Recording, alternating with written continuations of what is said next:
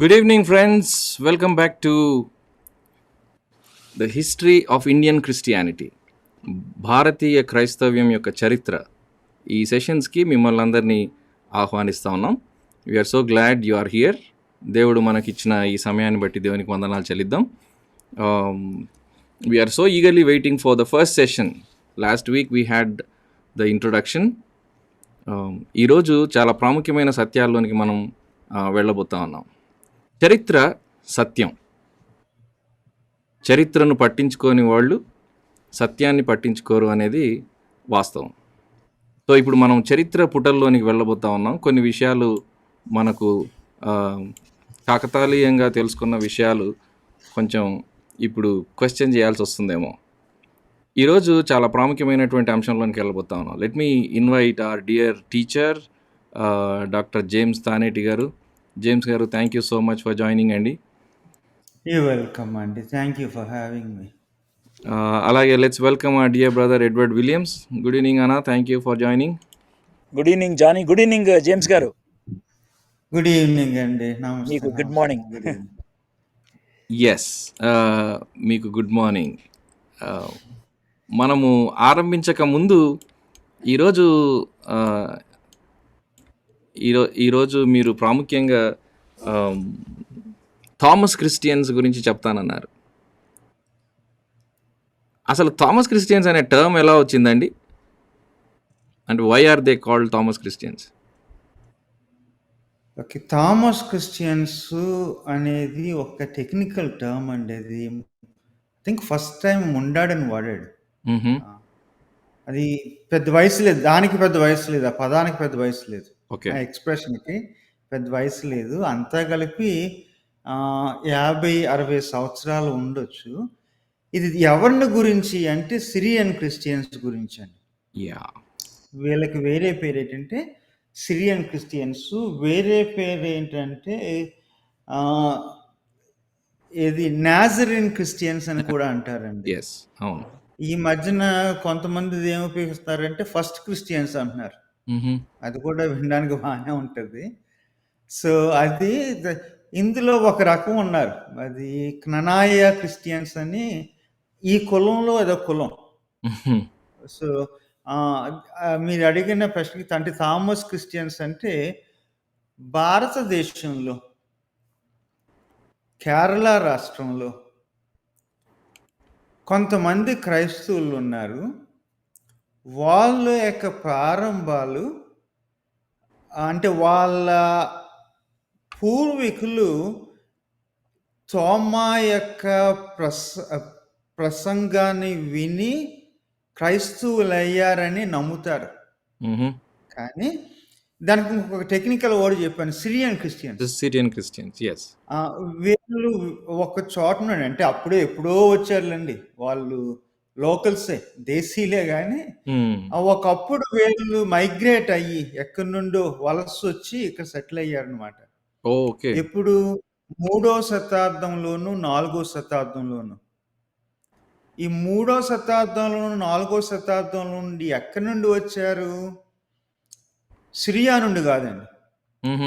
అది ప్రస్తుత Iran Syria మధ్యలో ఉన్న బార్డర్లో సిరియక్ స్పీకింగ్, వాళ్ళ భాష సిరియక్. వాళ్ళ భాష సిరియక్ కాబట్టి ఎవరన్నా అడిగితే మీరు ఎవరంటే మేము సిరియన్స్ అని చెప్పారు. అది తేలిక. సిరియా వెళ్ళి వాళ్ళు మీ తాలూకా అంటే వాళ్ళు నవ్వుతారు. ఇది నిజానికి వీళ్ళు సిరియా నుండి కాదు, కానీ ఇలా భాష సిరియక్, అందుకు సిరియన్ క్రిస్టియన్స్ అన్నమాట. థామస్ క్రిస్టియన్స్ అనగానే మీకు 3 మాటలు చెప్పాలి, అది చెప్పకుండా మీకు ముందుకు వెళ్ళకూడదు. ఒకటి ఏంటంటే వీళ్ళు ఒక కమ్యూనిటీ, ఎథనిక్ కమ్యూనిటీ. అందరూ ఏంటంటే ఒకప్పుడు మా పూర్వీకులు ఎక్కడి నుండో వలస వచ్చారు, ఎవరి దగ్గర వాక్యం విన్నారు, మేము వాళ్ళకి పుట్టాము కాబట్టి మాదొక జాతి, ఎథనిక్ కమ్యూనిటీ. 2 ఎండోగమస్ కమ్యూనిటీ, ఎథనిక్ కాబట్టి వీళ్ళు బయట వాళ్ళు పెళ్లి చేసుకోరు. అందుకని చాలా మంది వాళ్ళు క్రైస్తవులే కదా, మేము క్రైస్తవులే కదా, వాళ్ళకి 2 కళ్ళు ఉన్నాయి కదా, ఒక ముక్కు ఉంది, మాకు 2 కళ్ళు, ఒక ముక్కు ఉంది, కాబట్టి క్రీస్తుని నమ్ముతున్నాం కాబట్టి, మనుషులం కాబట్టి పెళ్లి చేసుకుంటామంటే చీకొడతారండి. ఎందుకంటే మీ కులం వేరు, మా కులం వేరు. మీ గోత్రం వేరు, మా గోత్రం వేరు. వాళ్ళకే అవ్వదది.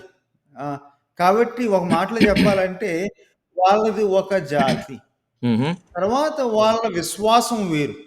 ఓకే. విశ్వాసం వేరు. ఎందుకంటే ఒకరోజు కథ చెప్తాను, ఏమనుకోకండి. ప్రిన్స్టన్‌లోని కూర్చొని మాట్లాడుతుంటే, నేను ఒక నార్త్ ఈస్ట్ బాప్టిస్టు తులు కర్ణాటక నుండి సీఎస్ఐ కూర్చుంటే, ఈ సిరియన్ క్రిస్టియన్‌కి కోపమొచ్చింది. కోపమొచ్చి ఏమన్నాడంటే, మేము తోమా క్రైస్తవులము, మీకు విశ్వాసం ఉందా అన్నాడు. సిరియన్ క్రైస్తవం మీకు విశ్వాసం ఉందా? ఎక్కడో పొలాల్లో గడ్డి కోయాల్సినోళ్ళు, గేదెలను తోమాల్సినోళ్ళు మీ అందరికీ సువార్త అందితే ఇలాగ పాడైపోయింది అన్నాడు. అంటే అర్థం అక్కడ 3 వచ్చినాయండి. 1 మా జాతి వేరు. 2 మీకు మాకు బంధాలు ఉండవు. 3 మీ విశ్వాసం వేరు, మా విశ్వాసం వేరు. సో ఈరోజు థామస్ క్రిస్టియన్స్ అన్నప్పుడు మనం వాళ్ళ గురించి మాట్లాడుతున్నాం. ఒక నవ్వుకోవడానికి ఒక మాట అంటారు ఏంటంటే, కొంతమంది we were Christians even before Christ was born అంటారని అంటారు.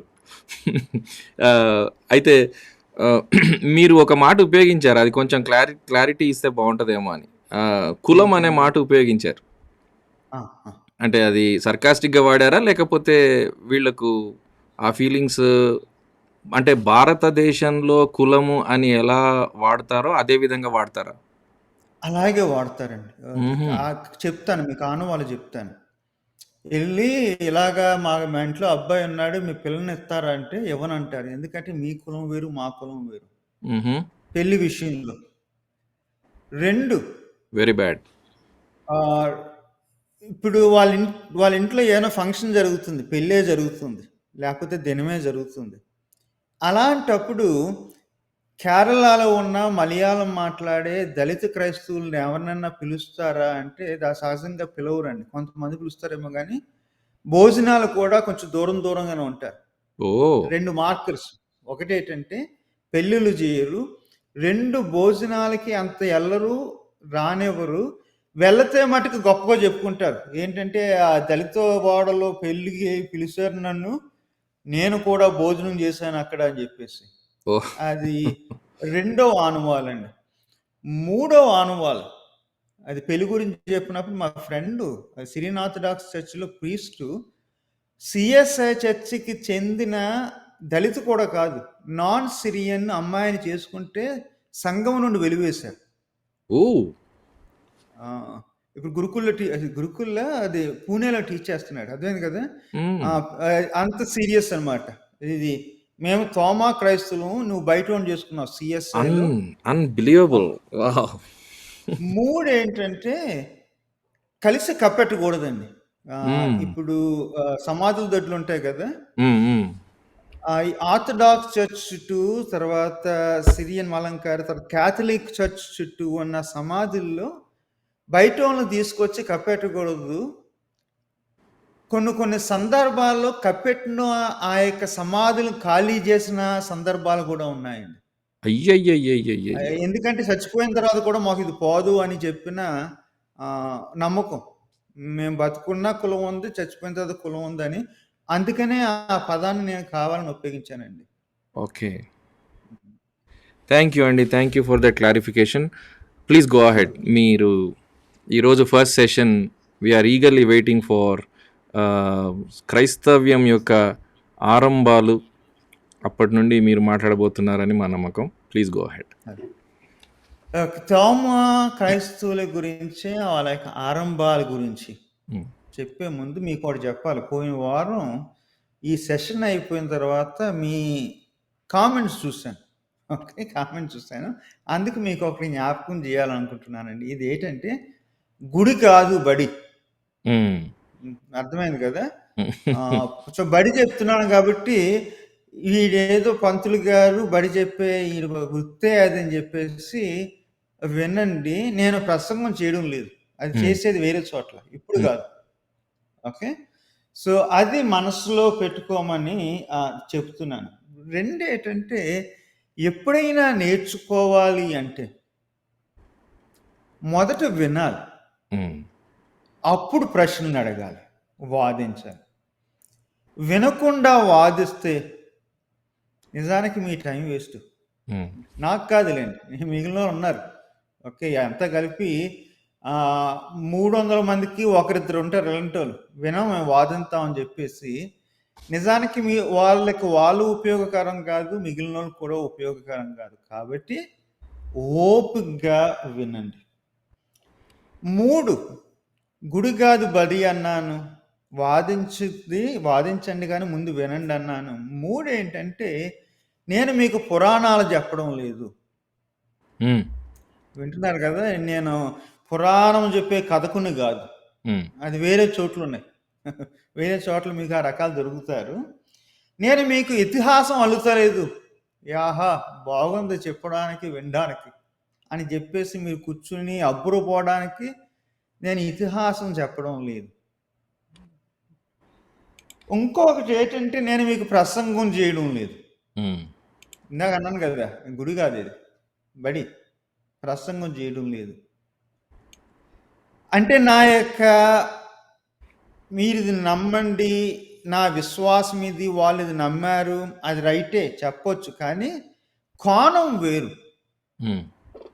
కోణం వేరు. దానికి దీనికి తేడా ఏంటంటే, నేను జైల్లో పనిచేస్తూ ఉండండి. ఒకసారి వీడిని కలిశాను. వీడు ఏమన్నాడంటే, అంటే సహజంగా అడగడం, ఎందుకు వచ్చావయ్యా జైలుకి అని చెప్పి కొడతారు అవతలోడు. ఎందుకు వచ్చావా అని అడగలేదు, కానీ వాళ్ళే చెప్తారు ఓపికగా వింటాను. ఎప్పుడైనా వినడం దేంట్లోనే సరే, బడిలో ఉన్నా, గుడిలో ఉన్నా, జైల్లో ఉన్నా. ఓకే, ఏం చెప్పాడంటే, ప్రభువు నన్ను తీసుకొచ్చాడు జైలుకి అని అన్నాడు. అది తప్పు లేదండి, ఆ నమ్మకం అది. ఆఫ్ కోర్స్, తప్పు లేదు, ఆ నమ్మకం. అది వాడి ఇంటర్ప్రిటేషన్. అది వాడి ఇంటర్ప్రిటేషన్. అప్పుడు అన్నాను, మరి ఆ రోజు పోలీసు వాళ్ళు వచ్చినట్టున్నారు కదా, మరి తీసుకొచ్చి నేను లోన పెట్టినట్టున్నారు, తర్వాత కోర్టులో ప్రొడ్యూస్ చేశారు, జూరీ కూర్చున్నారు, జడ్జి ఏమో జూరీ ఇచ్చిన సెంటెన్స్ని చదివాడు, జ్ఞాపకం ఉందా అని అడిగాను నేను. అంటే కారణం ఎవరంటే పోలీసు వాళ్ళని, జడ్జిని, ప్రభువు కాదు. అది ఒప్పుకున్నాడండి. అవును ప్రభువు వాళ్ళని ఉపయోగించుకున్నాడు అని చెప్పాడు. అది కూడా బాగానే ఉంది ఇంటర్ప్రిటేషన్.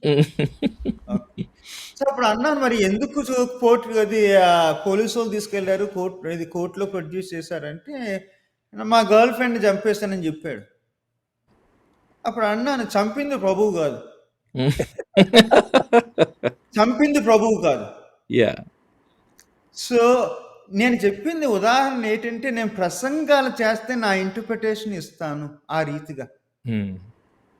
ఇలాగ దేవుని చిత్తము, దేవుడు చేస్తాడని చెప్పేసి బడి చెప్తున్నాను కదా.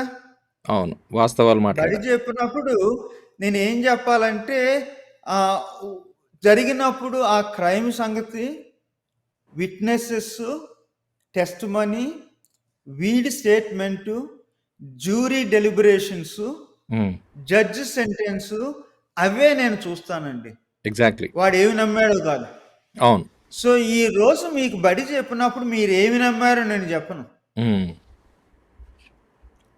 ఎవిడెన్సెస్ దేని గురించి ఉన్నాయి, సాక్ష్యాలు దేని గురించి ఉన్నాయి, ఏది నమ్మదగింది, ఏది నమ్మనవసరం లేదు అని ఆ హిస్టారికల్ యాక్యురసీ మీద నేను ఫోకస్ చేస్తానండి.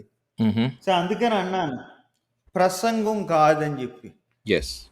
ఇంకోటి ఏంటంటే, నేను ఎంటర్టైనర్ని కాదు, అది వేరే ఫీల్డ్. అది అర్థమైంది కదా. మిమ్మల్ని సంతోషపెట్టడానికి, ఆనందపెట్టడానికి, ఆహా చక్కగా ఉంది అని వినోదానికి నేను చేయడం లేదు. నా బ్రతుకే విద్య, అది నేను నా యొక్క బ్రతుకు తెరువే విద్య. కాబట్టి దయించి ఎక్స్పెక్ట్ చేయొద్దు. తర్వాత ఇంకొక ఆశ కూడా మీలో కొంతమందికి కలుగుతుంది, పాము చావలేదు, కర్ర ఎరగలేదు అని చెప్పేసి. పాములు చంపడానికి, కర్రలను ఎరపడానికి నేను పిలువబడలేదు. సింపుల్ ఏంటంటే, నా స్టూడెంట్లకి నేను ఇరిచిన కర్రలు ఎత్తే, హ్మ్. చంపిన పాములు ఎత్తే వాళ్ళు నేర్చుకోకపోదురు. హ్మ్. వాళ్ళకి మిగిలేది ఏంటంటే చచ్చిన పాములే. హ్మ్. ఇంకా అన్వేషించాలి, రిసర్చ్ చేయాలి, ఇంకా చదవాలి, ఇంకా ఎదగాలి. నేను కూడా ఒక గురువుని అవ్వాలి, నేను కూడా చరిత్రకారుని అవ్వాలని కారణం ఎందుకంటే ఆ కర్ర కర్రలా ఇచ్చాను, పావును పావులే ఇచ్చాను. హ్మ్. ఇరవలేదు, చంపలేదు. సో ఈరోజు వింటున్న మీలో కొంతమందికి చెప్తున్నా, మీకు చచ్చిన పాములు దొరకవు, ఇరిసిన కర్రలు దొరకవు. అన్వేషణ మీద మనసు, రిసర్చ్ Yes. మీద మనసు Yes. కలుగుతుంది. ఒక మాట, అది గతంలో క్రీడ్స్ అండ్ కన్ఫెషనల్స్ చెప్పాను. మన జ్ఞానము మనకి ఎక్కడ కనబడుతుంది అంటే మన వినయంలో కనబడుతుంది. హ్మ్. హ్మ్. సో మీరు అక్కడ ఏమైనా రాసినప్పుడు జాగ్రత్తగా ఉండండి. ఎందుకంటే గౌరవించే మాటలు రాయండి. అప్పుడే మనం Yes. ఎంత వచ్చిందో ఎంత రాలేదో తెలిసిపోద్ది. ఓకే. ఇప్పుడు ఈ తోమా క్రైస్తవుల గురించి చెప్పినప్పుడు తోమా క్రైస్తవులు వన్ ఆఫ్ ద ఏన్షియంట్ పురాతన కమ్యూనిటీస్ అండి. హుహు. 3-4 శతాబ్దాల కల్లా తోమా క్రైస్తవులు ఉన్నారు. వాళ్ళ యొక్క బిగినింగ్స్ ఇందాక చెప్పాను కదా! వీళ్ళ భాష సిరియక్ మాట్లాడేవారు. హ్మ్. ఇప్పటికి ఇంక లేవు కానీ మొన్నటి వరకు కొన్ని సంఘాల్లో ఇప్పుడు కూడా వాళ్ళ ప్రార్థనలు సిరియక్‌లోనే ఉంటాయి. హ్మ్. ఇది మా వోడు ఒకడున్నాడు. అది బిషప్ సిరియన్ ఆర్థడాక్స్ చర్చ్‌లో.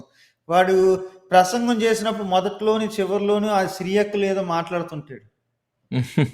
ప్రార్థన చేసినప్పుడు సిరియక్‌లోనే ఉంటది. ఎందుకంటే మా యొక్క గతం ఇది అని చెప్పేసి. మీకు జ్ఞాపకం ఉంది. ఏది గతంలో ఒకసారి చెప్పాను. మొదటి 2 శతాబ్దాల్లో, 3 శతాబ్దాల్లో క్రైస్తవ్యం విస్తృతంగాను, వేగంగాను అది విస్తరించింది. ఇథియోపియాలోను, ఐగుప్తులోను, పాలస్తీనాలోను, సిరియాలోను, ప్రస్తుతం ఉన్న ఇరాకు, ఇరానుల్లోను, ఇంకా పైకి వెళ్తే బైజంటైన్‌లోను, ఇటు స్పెయిన్ వైపు హ్మ్. ఇక్కడ అంతా అయింది.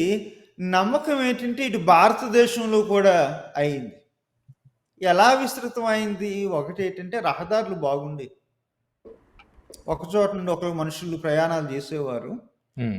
రోడ్లుండేయి, సముద్రయానం కూడా ఉండేది. ఎందుకంటే వీళ్ళందరూ ఒక సామ్రాజ్యానికి చెందారు. సామ్రాజ్యం అంచులకు కూడా వెళ్ళిపోయింది. హ్మ్.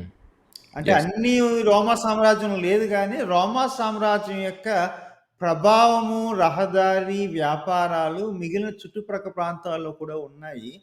కాబట్టి క్రైస్తవ్యం విస్తరించింది. హ్మ్. విస్తరించిన ప్రతి చోట ఏంటంటే, వాళ్ళకి గ గతం గురించి చెప్పాలనే ఆశ. మనకెలాగప్పుడు మనం అలా చెప్పుకుంటున్నాం. వాళ్ళకి హ్మ్. కూడా చెప్పాలనే ఆశ. వాళ్ళ ప్రారంభాల గురించి చెప్పాలనే ఆశ. అప్పుడు సహజంగా ఏం చెప్పేవారంటే, ఆ బైబిల్‌లో వాడి పేరుంది కదా! వాడు మా ఊరొచ్చాడు. హ్మ్. మత్తయి మా ఊరొచ్చాడు. మార్కు మా ఊరొచ్చాడు. యోహాను మా ఊరొచ్చాడు. పేతురు మా ఊరొచ్చాడు. పౌలు మా ఊరొచ్చాడు. వాళ్ళ ద్వారా మాకు క్రైస్తవ్యం మా సంఘానికొచ్చింది. మేము ఆ వ్యక్తిని బట్టి మేము క్రైస్తవులు అవ్వామని వాళ్ళకి కథలు చెప్పుకోవడం అలవాటండి. దాన్ని ట్రెడిషన్స్ అంటారు. హ్మ్. పర్వాలు అంటాము, పురాణాలు అంటాము. ఏంటంటే అపోస్టాలిక్ ఆరిజిన్స్. మాకు క్రీస్తుకి సంబంధం ఉంది. హ్మ్. ఎలాగ కాదు, ఎవరి ద్వారా? అప్పుడు అన్నప్పుడు ఏదో అపోస్తుల పేరు చెప్పాలి. అతను క్రీస్తుకు దగ్గరగా ఉండేవాడు. క్రీస్తుతో తిరిగాడు. కాబట్టి మేము కొంచెం స్పెషలు అని 3-4 శతాబ్దాల కల్లా ఈ ట్రెడిషన్స్ కన్సాలిడేట్ అయినాయండి. హ్మ్. ట్రెడిషన్స్ కన్సాలిడేట్ అవ్వాలంటే నోటి మాటే చాలదు. పుస్తకాలుండాలి. అవును. పుస్తకాలు రాయాలి. ఎందుకంటే ఆ ట్రెడిషన్‌కి పర్మనెన్స్ వస్తది. ఆ యెస్. ట్రెడిషన్‌కి క్రెడిబిలిటీ ఉంటది. అందుకని చెప్పేసి పుస్తకాలు రాయడం జరిగింది. రాసిన ఈ యొక్క పుస్తకాల్లో ఒక పుస్తకం ఏంటంటే యాక్ట్స్ ఆఫ్ థామస్. అది ఎస్. థోమా అనగానే జనాలు కంగారు పడతారు.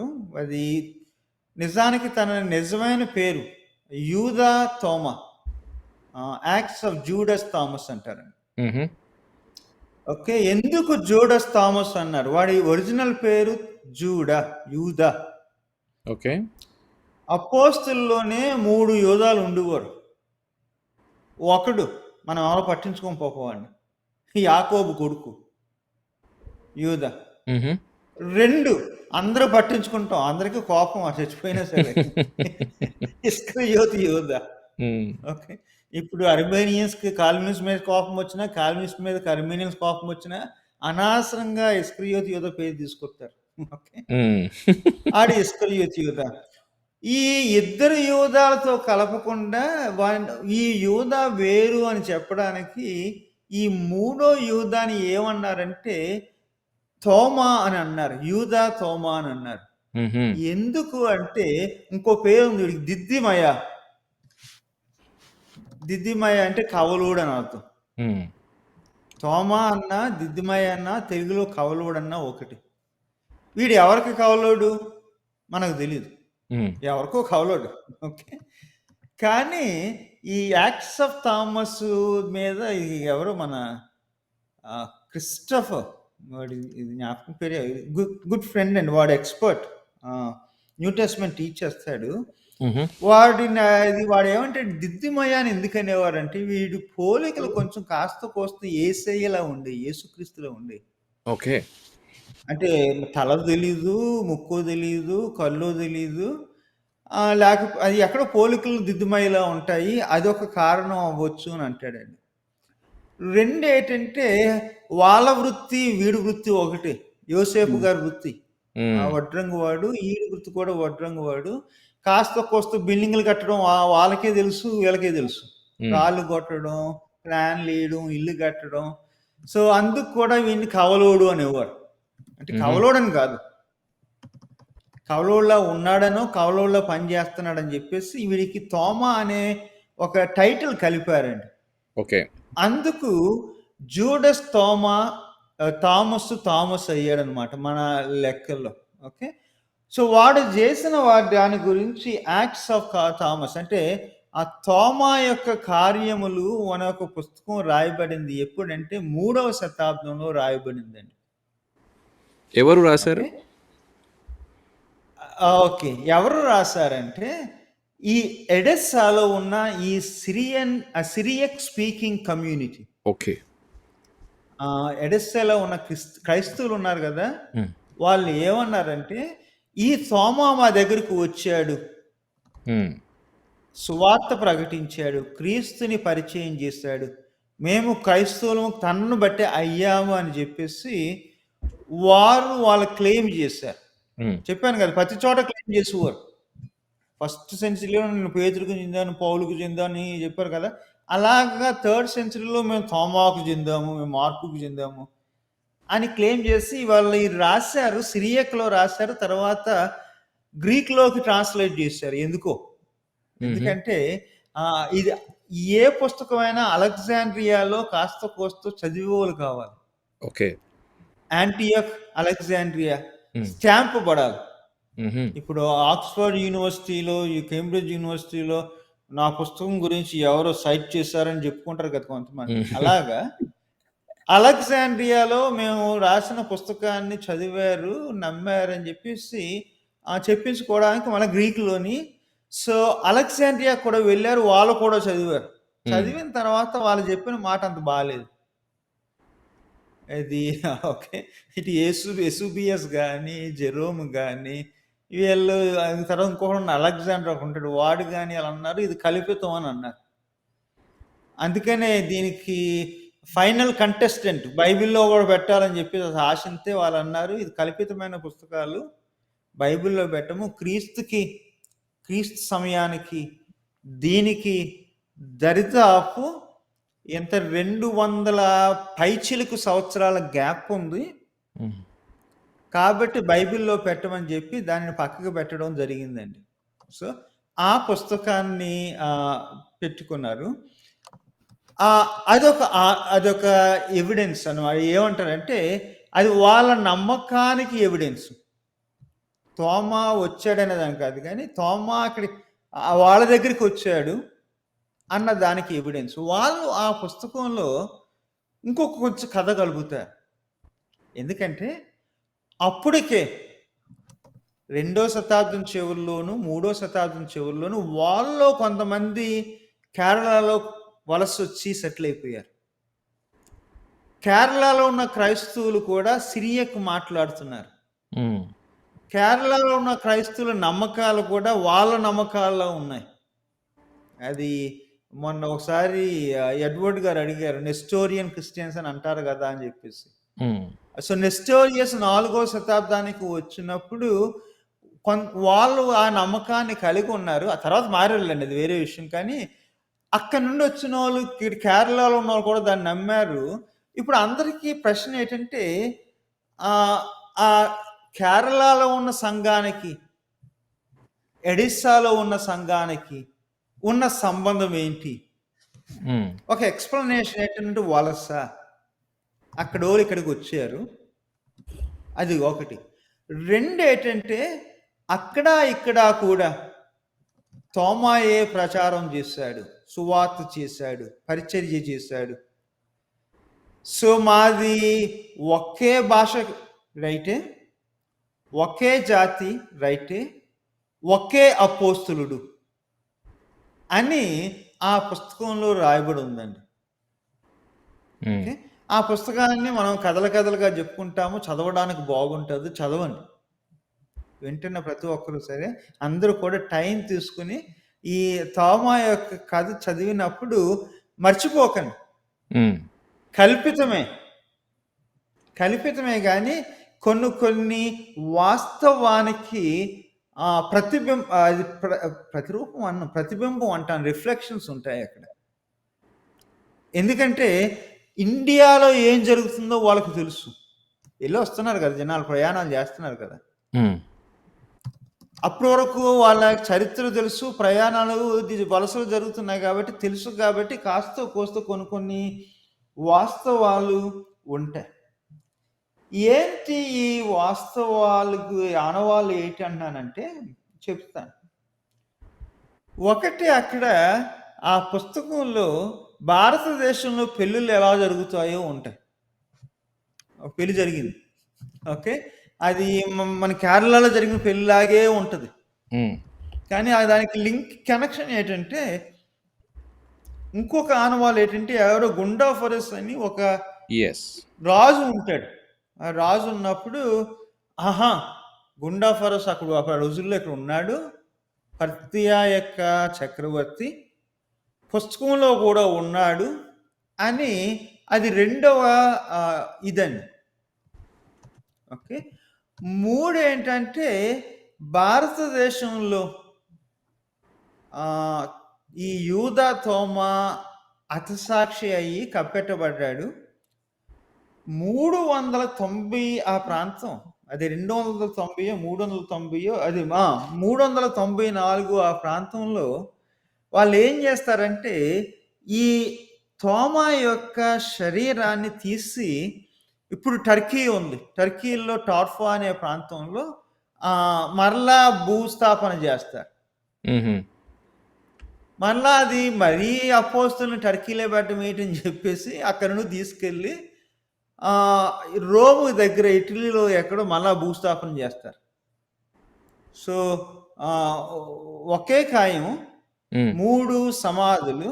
కానీ బేసికల్గా అందరూ చెప్పేది ఏంటంటే ఈ సమాధి మేము మైలాపూర్ నుండి తీసుకొచ్చాము. అది ఒక చిన్న సింబలెన్స్ ఏంటంటే, ఆ రిసెంబ్లెన్స్ ఏంటంటే అది కూడా వాస్తవంగా మనకి కనబడవచ్చు. ఓకే. సో ఒక సమస్య ఏంటి అంటే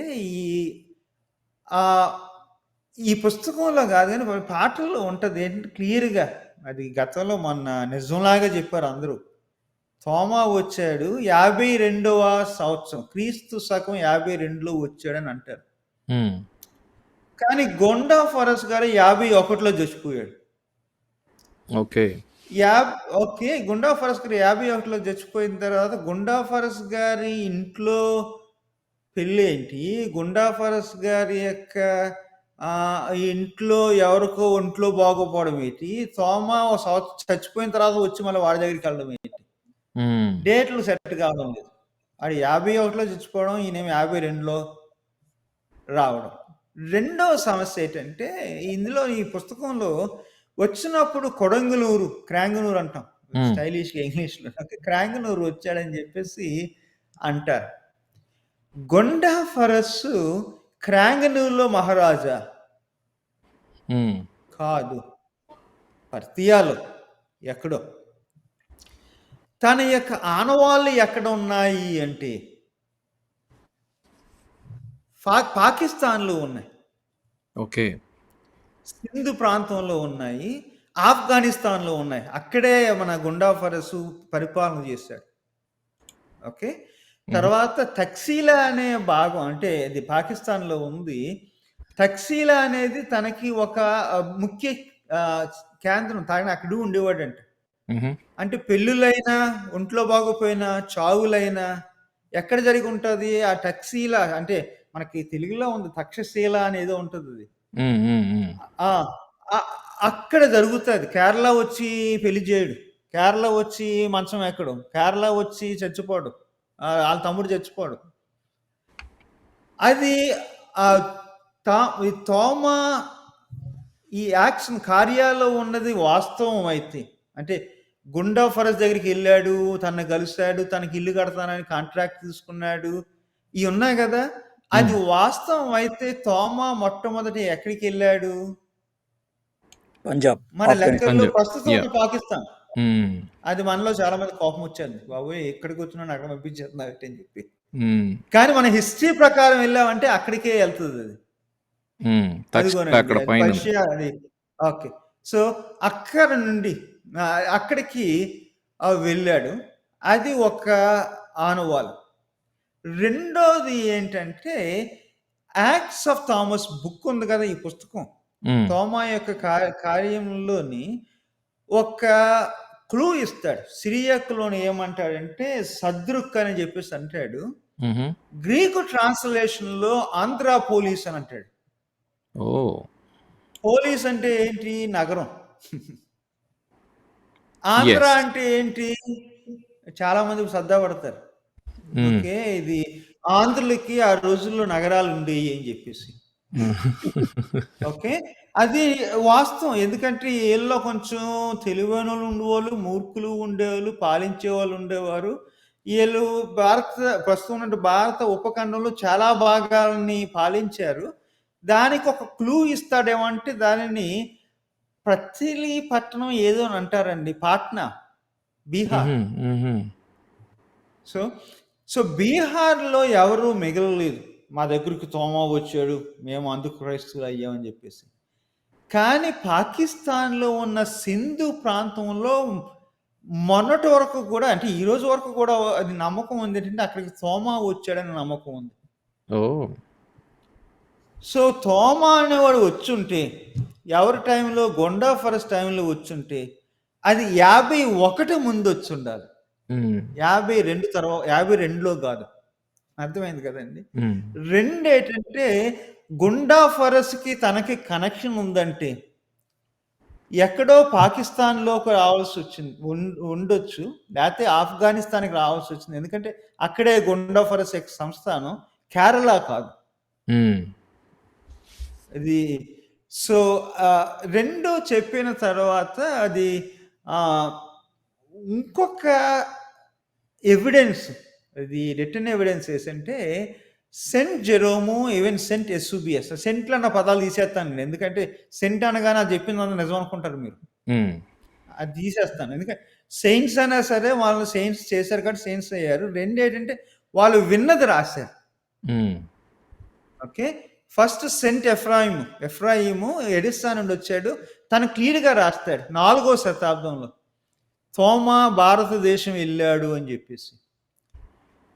జెరోమ్ అంటాడు తోమా వెళ్ళాడు భారతదేశంలో ఉన్న బ్రాహ్మణుల మధ్యన పరిచర్య చేశాడు అంటాడు. పదం ఉపయోగిస్తాడండి, బ్రాహ్మణులు అన్న పదం. హుహు. అంటే 4వ శతాబ్దంలోనే మన కల్చరు, మన యొక్క సమాజం వాళ్ళకి తెలిసింది. హ్మ్. అలెగ్జాండ్రియాలో.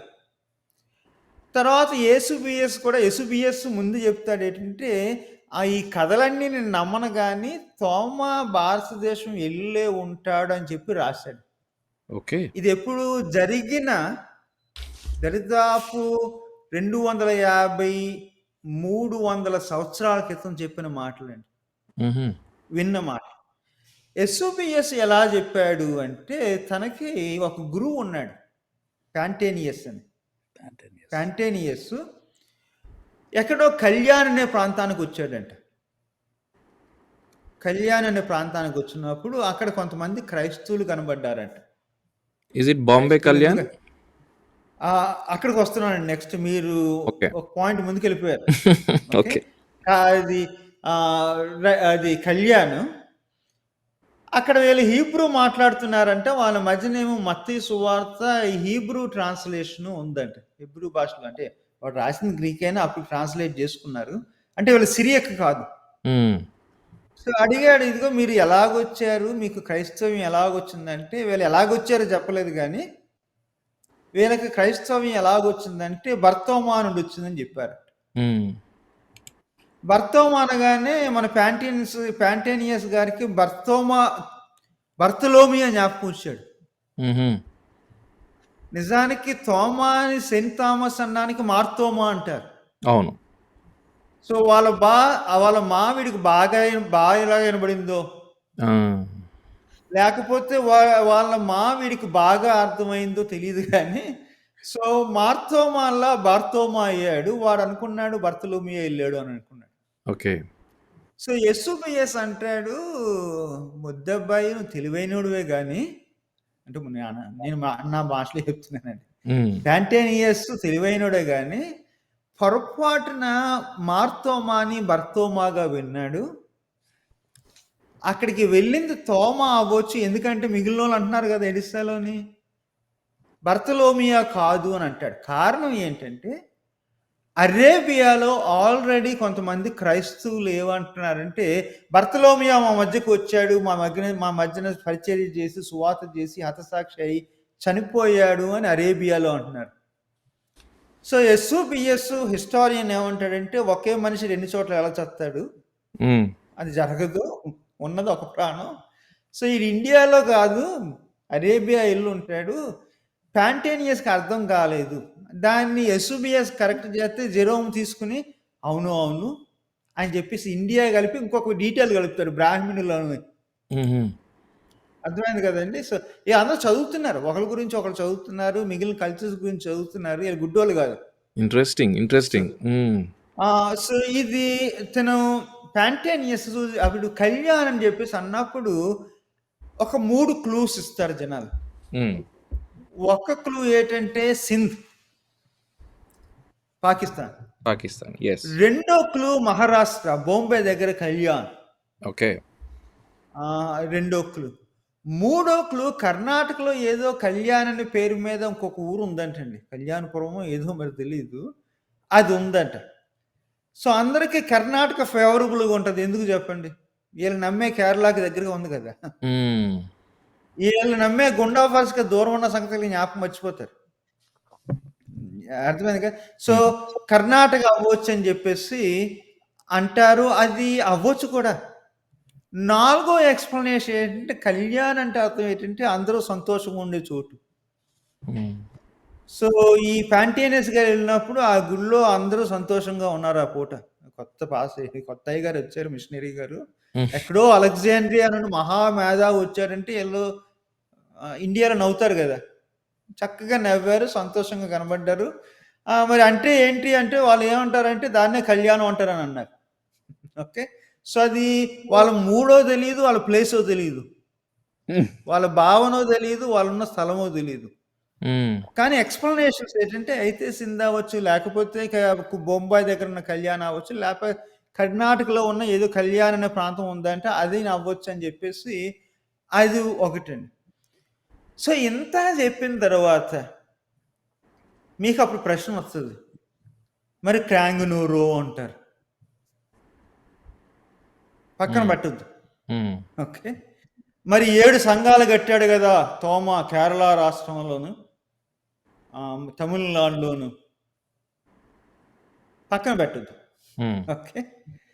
తర్వాత మీరు అనొచ్చు, మరి ఏదో మైలాపూర్లో తను చంపారంట, లిటిల్ మౌంట్ ఉంది, థామస్ మౌంట్ ఉంది, సమాధి మైలాపూర్ క్యాథడ్రల్ ఉంది, అక్కడ ఒక బాడీ ఉంది, ఇంత స్ట్రాంగ్ నమ్మకం ఉంది కదా అని మీరు అనొచ్చు. అందుకని మాంచెస్టర్లో ఇచ్చేసాడు ఇతను అనుకుంటా. ఆ జేఎన్ పర్కూహర్ అని తను దీని మీద రాశాడు. ఉమ్, తన జీవితాంతం దాని మీద ఇచ్చాడు. తన ఎక్స్ప్లెనేషన్ ఏమి ఇచ్చాడంటే, తోమా 48, 49లో వచ్చాడు. అంటే గుండాఫర్స్ చచ్చిపోకముందు ఉమ్, వచ్చినప్పుడు నార్త్ ఇండియా, ఇందాక మ్యాప్ చూపించారు కదా, ఉమ్, నార్త్ మహారాష్ట్ర, పంజాబు, ఆఫ్ఘనిస్తాను, పాకిస్తాను, ఆ ప్రాంతంలో పరిచర్య చేశాడు ఉమ్, అని చెప్పి అప్పుడు ఏమంటాడంటే అక్కడ కూడా కళ్యాణం ఉందని అంటాడు. మీరు చెప్పిన కళ్యాణం అండి అది. ఉమ్, ఫర్కూహర్ ఏమంటాడంటే ముంబై దగ్గర కళ్యాణం ఉంది, అది అక్కడ అవ్వచ్చు అని చెప్పేసి చెబుతాడు. అదండి పైన ఉత్తరాన్న వెస్ట్కి పశ్చిమానికి ఉన్న ఆ యొక్క ప్రాంతంలోకి వచ్చేదని చెప్పేసి ఈ ఫర్కూహర్ వాదిస్తాడు. దీన్ని మేము ఏమంటామంటే నార్త్ ఇండియన్ ట్రెడిషన్ అంటామండి. ఓకే. ఒక ట్రెడిషన్ నమ్మకం ఏంటంటే నార్త్ ఇండియా వచ్చాడు. ఉమ్, దీని ఇంటర్ప్రిటేషన్ ఎవరు చెప్పారు? ఫర్కూహర్ చెప్పారు. ఓకే. ఎవరు? సాల్మన్ గారు చెప్తున్నారు కళ్యాణ్ గా అని చెప్పేసి. Oh yeah, okay. Kalyan Durga in Karnataka. So yeah, north Indian tradition అని అంటారు. దానికి ముండాడని కోపం వస్తుంది. ఉహుం, ఓకే. ముండాడని ఏంటంటే ముండాడని మాటను నేను అంటే గౌరవిస్తానండి. మర్చిపోకండి, ముండాడని సిరియన్ క్రిస్టియన్, ఓకే. ముండాడని థామస్ క్రిస్టియన్. మనకి హిస్టరీలు రాసిన వాళ్ళు 2 రకాలు, ఏమనుకోని చెప్తాను. ఓకే. ఒకళ్ళు ఏమంటారంటే అయితే థామస్ వచ్చాడు అని రుజువు చేయడానికి కొంతమంది రాస్తారు, లేదు థామస్ రాలేదని రుజువు చేయడానికి కొంతమంది రాస్తారు. ఉమ్, అర్థమైంది కదా. కానీ చాలామంది ఏమంటారంటే వచ్చిన అవకాశాలు ఉన్నాయి, వచ్చిన అవకాశం ఉంది అంటారు, వచ్చాడు అనరు. ఉమ్, దట్స్ టిపికల్ హిస్టారియన్ థింగ్. వచ్చే అవకాశాలు ఉన్నాయి ఆ రోజుల్లో, వచ్చుండొచ్చు అంటారు. ఓకే. ముండాడు ఏమంటాడంటే నార్త్ ఇండియన్ ట్రెడిషన్కి నో అంటాడు. ఓకే. మనోడు కేరళలో పుట్టి పెరిగాడు. ఓకే. అంటే అది చాలా చాలా గౌరవిస్తాను నేను, అది డౌట్ లేదు. కానీ ఏమంటాడు ఏంటంటే కారణం ఏంటంటే ఈ మహారాష్ట్రలో కళ్యాణ ప్రాంతంలో ఎవరు క్రైస్తవులు మా దగ్గరికి తోమా వచ్చాడు అని అనడం లేదు, నమ్మడం లేదు, పాడడం లేదు, కథలు చెప్పుకోవడం లేదు. కమ్యూనిటీ లేదు కాబట్టి ఆ చరిత్రలో అది జరగలేదు అని ముండాడను వాదిస్తాడు. దానికి ఒక ఎక్స్ప్లెనేషన్ ఏంటంటే కమ్యూనిటీలు ఎప్పుడూ ఒక చోట ఎప్పుడూ ఉండిపోవు. ఉమ్, అయితే వలస వెళ్ళే అవకాశాలు ఉన్నాయి. ఇటు నార్త్ పాకిస్తాన్ వెళ్ళొచ్చు, లేకపోతే సౌత్ కేరళ రావచ్చు. అర్థమైంది కదా. అది వలస, స్థలాలు మారుతారు.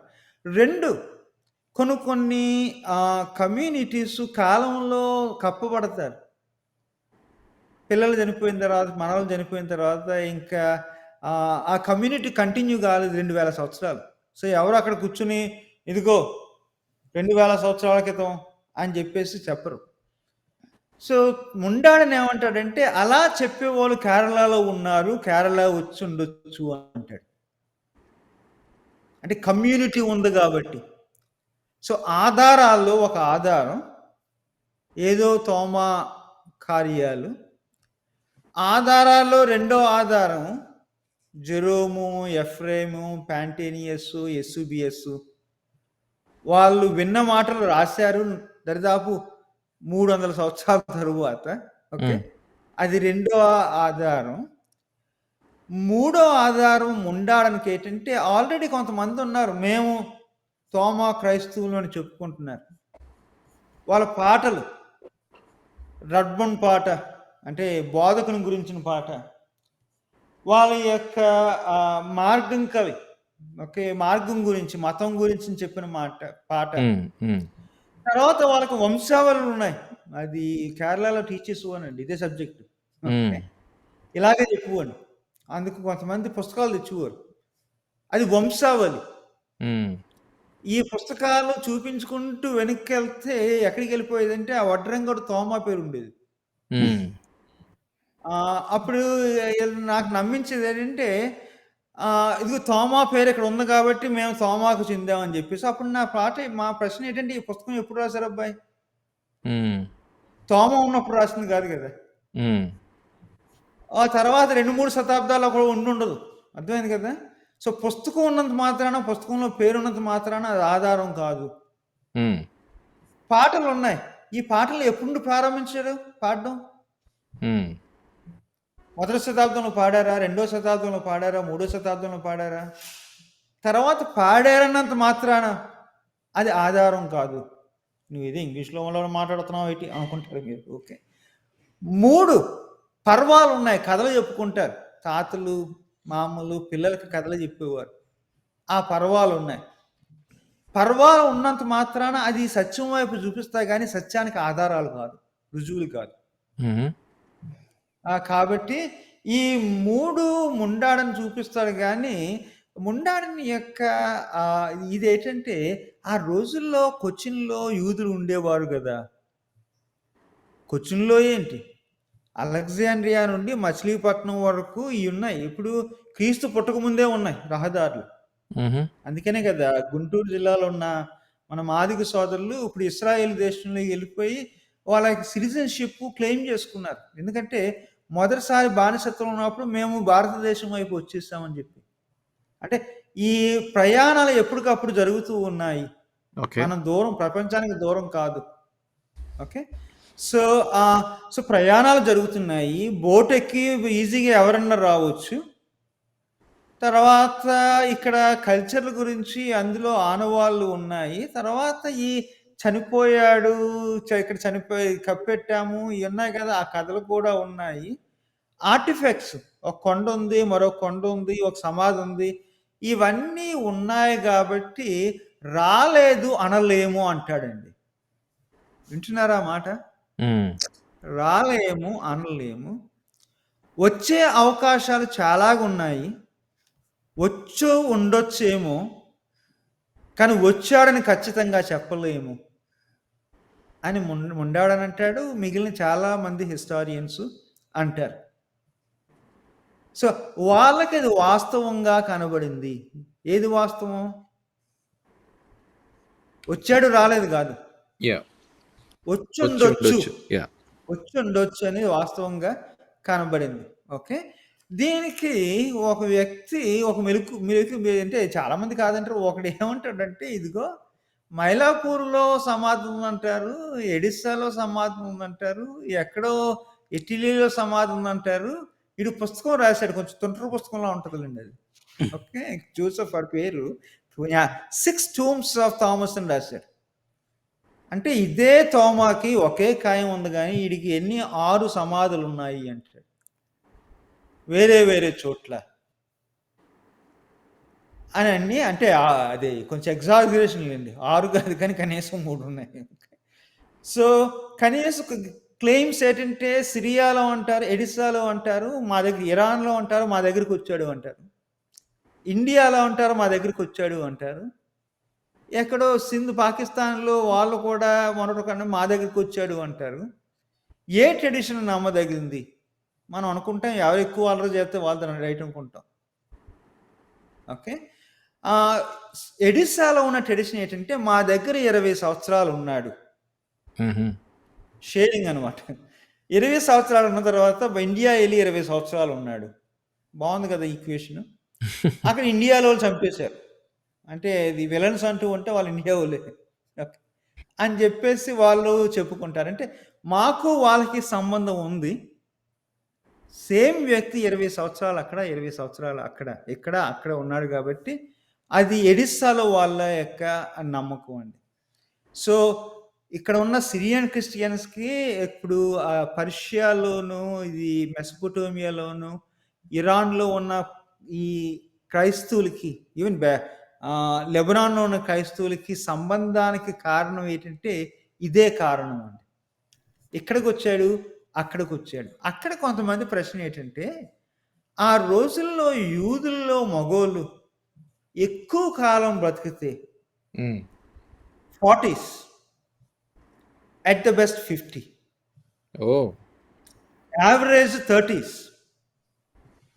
ఇప్పుడు యేసుక్రీస్తు చనిపోయింది 30 చిల్లరి చెప్తాం కదా, మిగిలిన శిష్యులు కూడా చనిపోయింది 40లోనే అని చెప్తారు. కొంతమంది బాగా ముసలోళ్ళు అయిపోయారంటే ఓకే 50 వరకు మించి ఎవరన్నా బ్రతికారనే దానికి ఇంక వేరే ఆధారాలు లేవండి.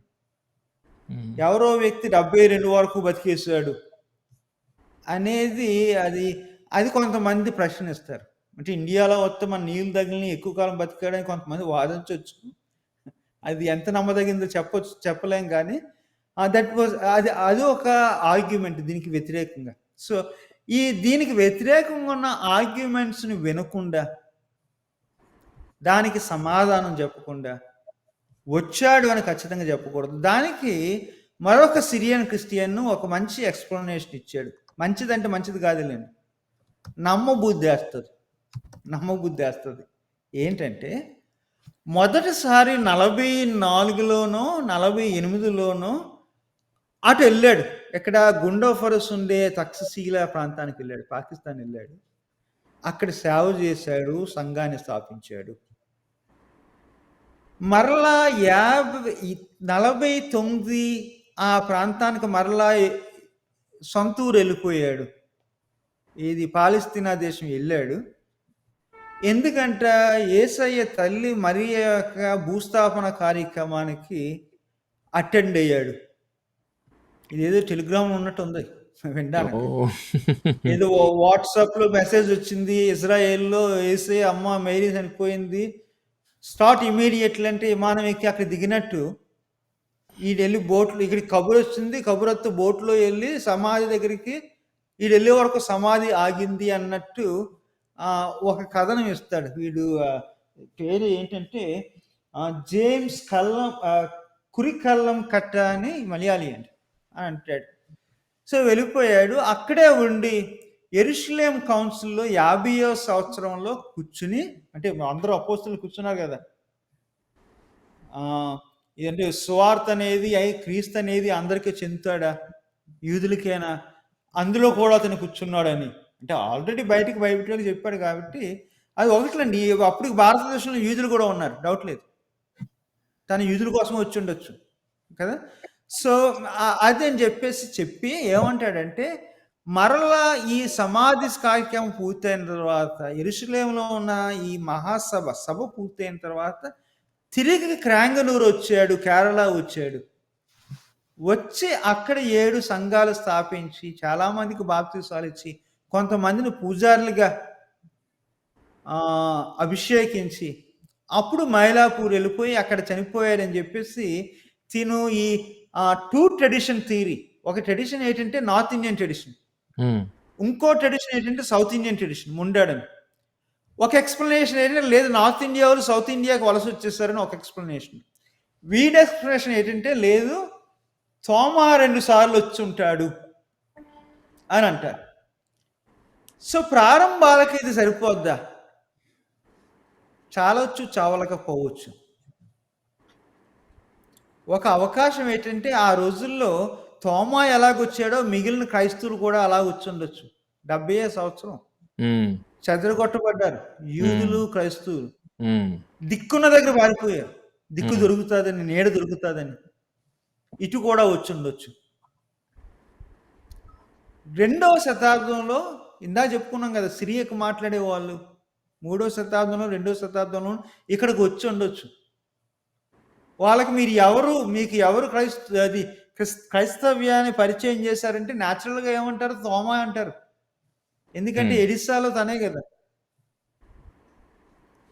అది అవ్వచ్చు. కాబట్టి వలస వచ్చిన వాళ్ళు అయి ఉండొచ్చు. 1వ శతాబ్దంలో పారిపోయి వచ్చిన వాళ్ళు, 2-3 శతాబ్దాల్లో వలస వచ్చిన వాళ్ళు అవ్వచ్చు. 4వ శతాబ్దంలో ఇంకొక తోమా వచ్చాడు, తోమా 2. ఓకే, తోమా 2 వచ్చాడు. అంటే ముందు ఇంకో తోమా వచ్చుంటే 2 అంటాం, లేకపోతే 1 ఫస్ట్ అంటాం. అది మర్చిపోకండి, ఆ రోజుల్లో తోమాలు చాలా మంది ఉండేవారు, ఒక తోమే కాదు. ఓకే, పేతురులు ఎలాగ ఉండేవారు, యోధాలు ఎలాగ ఉండేవారు, యేసులు కూడా ఎలాగ ఉండేవారు, తోమాలు కూడా అలాగ ఉండేవారు. సో ఆ తోమాలో ఏ తోమా అవ్వచ్చు, లేకపోతే ఈ తోమా అవ్వచ్చు. ఒకటి అపోస్తల ఆరిజిన్స్ అని చెప్పుకుంటే మా చర్చ్ పాతది, మా చర్చ్ స్పెషల్ అని చెప్పు. సో ప్రారంభాలు అపోస్తల ద్వారా అవ్వచ్చు, పారిపోయి వలస వచ్చిన వాళ్ళు అవ్వచ్చు, వ్యాపారం కోసం వలస వచ్చిన వాళ్ళు కూడా అవ్వచ్చు అండి. ఎందుకంటే ఆ రోజుల్లో పెరుగుతుంది కదా, విస్తృతంగా పెరిగిందని, వేగంగా పెరిగిందని చెప్పాను కదా. సో ఏమైనా ప్రశ్నలు ఉన్నాయా మీకు కానీ వింటున్న వాళ్ళకి కానీ ఎవరికన్నా? వండర్ఫుల్. నాకు ఉన్న ప్రశ్న ఏంటంటే అంటే అదే సమయంలో దాదాపు సమకాలీకులైనటువంటి పౌలు, పేతురు వీళ్ళందరూ పత్రికలు రాశారు. ఆ రాసిన పత్రికలు మనకు వాక్యంలో మనకు అందించబడ్డాయి. ఈ తోమాను గురించి హిస్టరీ ఎందుకు అంత అబ్స్క్యూర్గా ఉందంటారు? మీ ఒపీనియన్ ఏంటి? ఇది లేటుగా వచ్చిన ట్రెడిషన్ అండి, బాగా లేటుగా వచ్చిన ట్రెడిషన్. మొదటి శతాబ్దంలో ఎవరు నమ్ముండరు, ఎవరు చూసుండ్రు, ఎవరు వినుండ్రు. ఇది తర్వాత వచ్చిన ట్రెడిషన్. అంటే దరిదాపు 2వ శతాబ్దం చివరిలో ఎవరి నోట్లో వినబడింది అది. అర్థమైంది కదా, అది లేటుగా వచ్చింది. అందుకని దాన్ని వాస్తవం అని ఎవరు నమ్మలేదు. 4వ శతాబ్దంలో కూడా నమ్మలేదు. అది ఒకటి. 2 ఏంటంటే ఎడెస్సాలో ఉన్న ఈ క్రైస్తవుల యొక్క విశ్వాసం ఆ రోజుల్లో ఆర్థడాక్సీకి దూరం. అంటే ఆర్థడాక్స్ అని పిలుచుకునేవారు, ఎందుకంటే మా నమ్మకాలు రైట్, సరైనవి అని చెప్పుకునేవారు. ఓకే, కానీ దూరంగా ఉన్నాయి. కారణం ఏంటంటే యాక్ట్స్ ఆఫ్ థామస్లోను the gospel according to Thomas, అది ఇంకో పుస్తకం గురించి మీకు చెప్పాలి, అది 4వ శతాబ్దం అనుకుంటాను. తోమా రాసిన సువార్తలోను ఒక ట్రెండ్ ఉంటుందండి, నాస్టిసిజం. అది అంటే యాక్ట్స్ ఆఫ్ థామస్లో అంత కనబడదు కానీ ఉంటుంది, అందులో అసిటిజం కనబడుతుంది. అందుకనే ఈ తోమా పెళ్లికి వెళ్ళి పెళ్లి ప్రసంగం చేస్తే పెళ్లి కొడుకు పెళ్లి కూతురు వెంటనే విడాకులు తీసుకుంటారు నమ్మకంగానే. కారణం ఏంటంటే నేను క్రీస్తుని నమ్మితే కళ్ళడ్డ కలిగి నోరడ్డ చెయ్యడ్డ చేయి తీసేయాలి, పెళ్లి వద్దట పెళ్లి తీసేయాలి, క్రీస్తుని పూర్తిగా వెంబడించాలి అని చెప్పేసి తోమా నమ్మేవాడని వాళ్ళు నమ్మారు. మీ వాయిస్ బ్రేక్ అయిందండి ఆ సెంటెన్స్ చెప్తా ఉన్నప్పుడు, చెప్తారా? పెళ్ళికి వెళ్ళిన తర్వాత ఆయన చేసిన ప్రసంగం. ఈయనకి పెళ్ళికి వెళ్ళిన తర్వాత చక్కగా భోజనం చేశాడు, కుదురు ఉండొచ్చు కదా, కుదురు కొనుక్కొని ప్రసంగం చేశాడండి. 2 నిమిషాలు చేసేది తెలియదు కానీ ప్రసంగం విన్న తర్వాత పెళ్లి కూతురు అంటే నాకు పెళ్ళి వద్దు అంటది, పెళ్లి కొడుకు అంటే నాకు పెళ్ళి వద్దు అంటాడు. ఎందుకంటే మేము క్రీస్తుని వెంబడిస్తాము అంటారు. క్రీస్తుని వెంబడించడానికి పెళ్ళికి సంబంధం ఏంటంటే ఆ రోజుల్లో తోమా లెక్కల్లోని క్రీస్తుని వెంబడించినప్పుడు ఏ దడ్డొచ్చినా, ఏ బాంధం ఎడ్డొచ్చినా దాన్ని కాదనాలి. కళ్ళు అడ్డొచ్చినా, చెవి అడ్డొచ్చినా, చేతులు అడ్డొచ్చినా, కుటుంబం అడ్డొచ్చినా కాదు, అది కాదని క్రీస్తుని వెంబడించాలని చెప్పేసి తోమా ఎక్కడ ప్రసంగం చేసినా ఇదే చెప్పేవాడండి, అసిటిజం. ఇది పెళ్ళిళ్ళు కాకూడదని చెప్పేవాడు, పెళ్ళిళ్ళు అయితే మీరు వెంబడించలేరు క్రీస్తుని అని చెప్పేసి తను నమ్మేవాడు. అది ఈ తోమా కార్యాల్లో ఉంటుంది. సో ఎవరైనా సరే నాకు ఈ రోజున తోమా కార్యాల్లో ఉంది కదా అని చెప్తే నేను ఒకరికి ఆ మాట చెప్తాను, తోమా కార్యాల్లో పెళ్ళిళ్ళు కూడా వద్దన్నాడు కాబట్టి అది కూడా కాదనుకోవాలి కదా. అదండి, అది ఆఖరికి గుండాఫర్స్ ఇంట్లో గుండాఫర్స్ కూడా కోపం వచ్చేసింది. ఎందుకంటే వాడికి వాళ్ళ ఆవిడకి గొడవ వచ్చింది ఈయన కలిసిన తర్వాత. సో, ఎక్కడికి వెళ్ళినా కాపురాలు నిలబడవు. ఎందుకంటే వీడి నమ్మకం ఏంటంటే క్రీస్తుని వెంబడించాలంటే ఎవరు లోకానుసారంగా కాపురం చేయకూడదు. అది అసెటిజం ఉండేది. అది మెయిన్ స్ట్రీమ్‌లో యాక్సెప్టబుల్ కాదు. ఆమోదయోగ్యం కాదు. అది మిగిలిన అంటే అగస్టీనో అంటాడు అసెటిజం గురించి, జెరోము అంటాడు, ఆంబ్రోసు అంటాడు. వీళ్ళందరూ మాంక్స్. కానీ పెళ్లి అనేది ఈవిల్ అని చెప్పరు. సో ఈ బంధాలని, వివాహ బంధాలని పడగొట్టేది లేదు. కానీ ఇలాంటి పగలగొట్టే అసెటిజానికి మూలం ఏంటంటే యాక్ట్స్ ఆఫ్ థామస్. దానికి ఇంకొక మెట్టు తోమా యొక్క సువార్తకి వెళ్ళినప్పుడు నాస్టిసిజం. ఇలాగా సన్యాసులుగా ఉన్న వాళ్ళకి ఒక రకమైనటువంటి జ్ఞాన మర్మాలు ఇవ్వబడ్డాయి. ఆ జ్ఞాన మర్మాలు పొందితే మీకు రక్షణ కలిగింది. ఆ సత్యం, ఆ మర్మం మీకు కలిగితే మీకు ఈ లోకం నుండి, ఈ శరీరం నుండి విడుదల కలిగింది అని నాకు చెప్పే ఆ పుస్తకం అండి.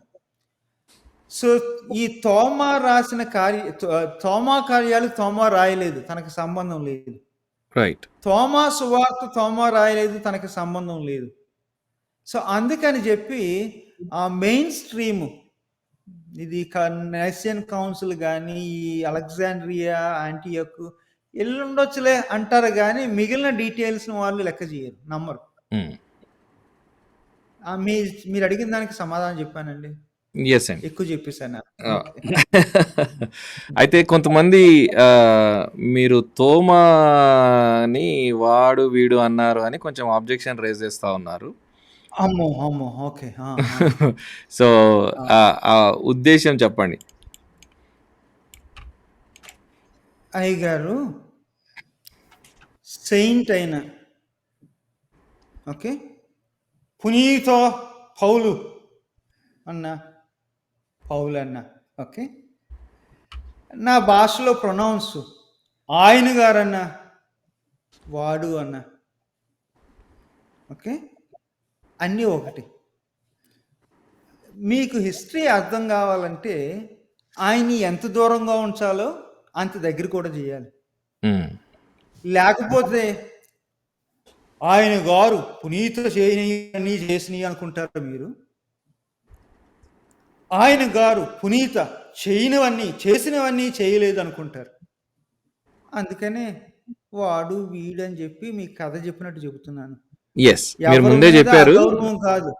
అగౌరవం కాదు. రైట్. ఓకే, వెల్ ఫ్రెండ్స్, ఒకవేళ ఎవరైనా బాధపడితే క్షమించండి, బట్ దానికి అది కాదు ఉద్దేశము. సార్ చాలా క్లియర్గా చెప్పారు. Thank you so much sir. Williams గారు.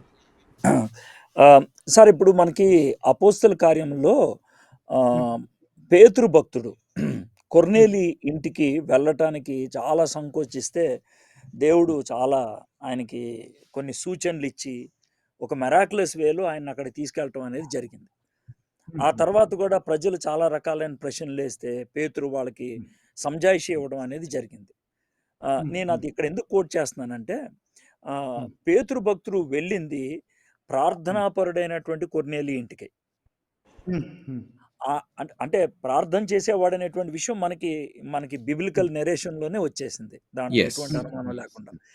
అయితే ఆ ప్రార్థనాపరుడైన కొర్నేలి ఇంటికి పేతురు వెళ్ళటానికి అంత భయపడినప్పుడు, మరి తోమ ఒకవేళ ట్రెడిషనల్ ప్రకారం ఒకవేళ భారతదేశానికి వచ్చినా, లేకపోతే ఈ ఈస్టర్న్ సైడ్ ఎక్కడికి వచ్చినా కూడా మరి తను ఎలాగొచ్చి ఉంటాడు అంటే వాళ్ళకి స్వార్థ చెప్పడం అనేది ఎలాగ జరుగుండి ఉండొచ్చు అంటే హిస్టారికల్గా మీరు how do you look at it. అంటే నేను ఇక్కడ తోమ ఒక్కడనే కాదు, నేను మత్తయిని కానీ, ఆంధ్రేని కానీ, బర్తలోమియా కానీ, వీళ్ళంతా కూడా ఈస్టర్న్ సెగ్మెంట్ వచ్చినటువంటి వాళ్ళే. సో వాళ్ళు స్వార్థ పరిచయం చేస్తూ ఉంటారు. ఇది 2 ట్రెజెక్టరీస్ అండి. మొదటి శతాబ్దంలో ఒక ట్రెజెక్టరీ ఏంటంటే మీరు చెప్పిన ఎగ్జాంపుల్ పేతురు ఎవరు దేవదూత సహాయము, ఆత్మ సహాయము, ప్రార్థనాపరుడైన కొర్నేలియస్ వైపు వచ్చాడు, సంశయించాడు వెళ్ళాలా లేదా చెప్పొచ్చా లేదా అని చెప్పేసి. దానికి ముందు ఒకడుంటాడు. ఎవరు ఇది?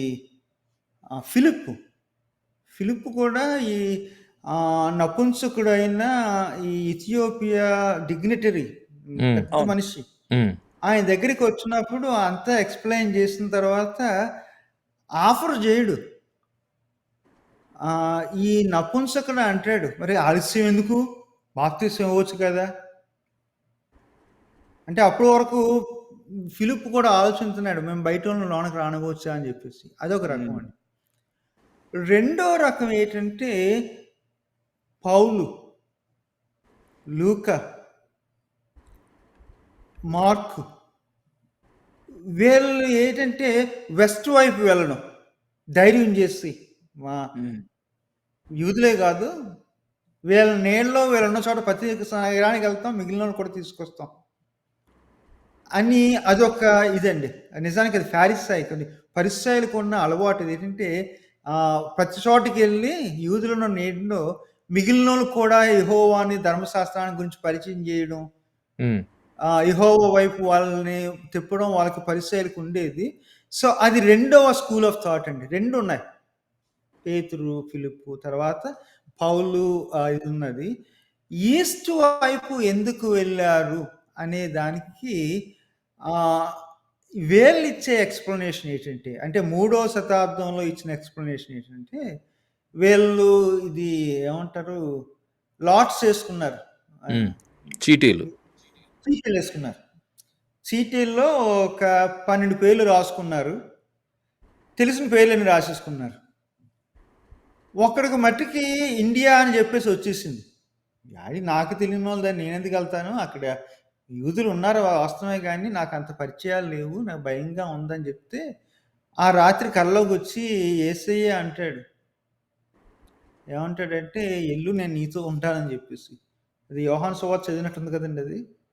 ఎల్లు నేను నీతోనే ఉంటాను కానీ అని చెప్పేసి చెప్పడం. ఈ చీట్లు వేసిందేమో అపోస్తుల కార్యాలు చదివినట్టు ఉంది, అక్కడ ప్రాక్టీస్. ఓకే అని చెప్పి తన్ని అద్భుతం చేసి అక్కడ ఎవరు అబ్బనని చెప్పేసి అబ్బని పరిచయం చేస్తాడు. వాడు అంటాడు, రావాలందా మా ఊరు అని, కానీ వచ్చేం చేస్తాను, అక్కడ ఇల్లు కట్టించుకుంటారు, వడ్రంగులు కావాలని చెప్పేసి వాడు అనగానే, ఆహా ఇది దేవుని యొక్క కార్యం అని చెప్పి తోమా నమ్ముంటాడని చెప్పేసి 4వ శతాబ్దంలో ఎక్స్ప్లెనేషన్ ఇచ్చారండి.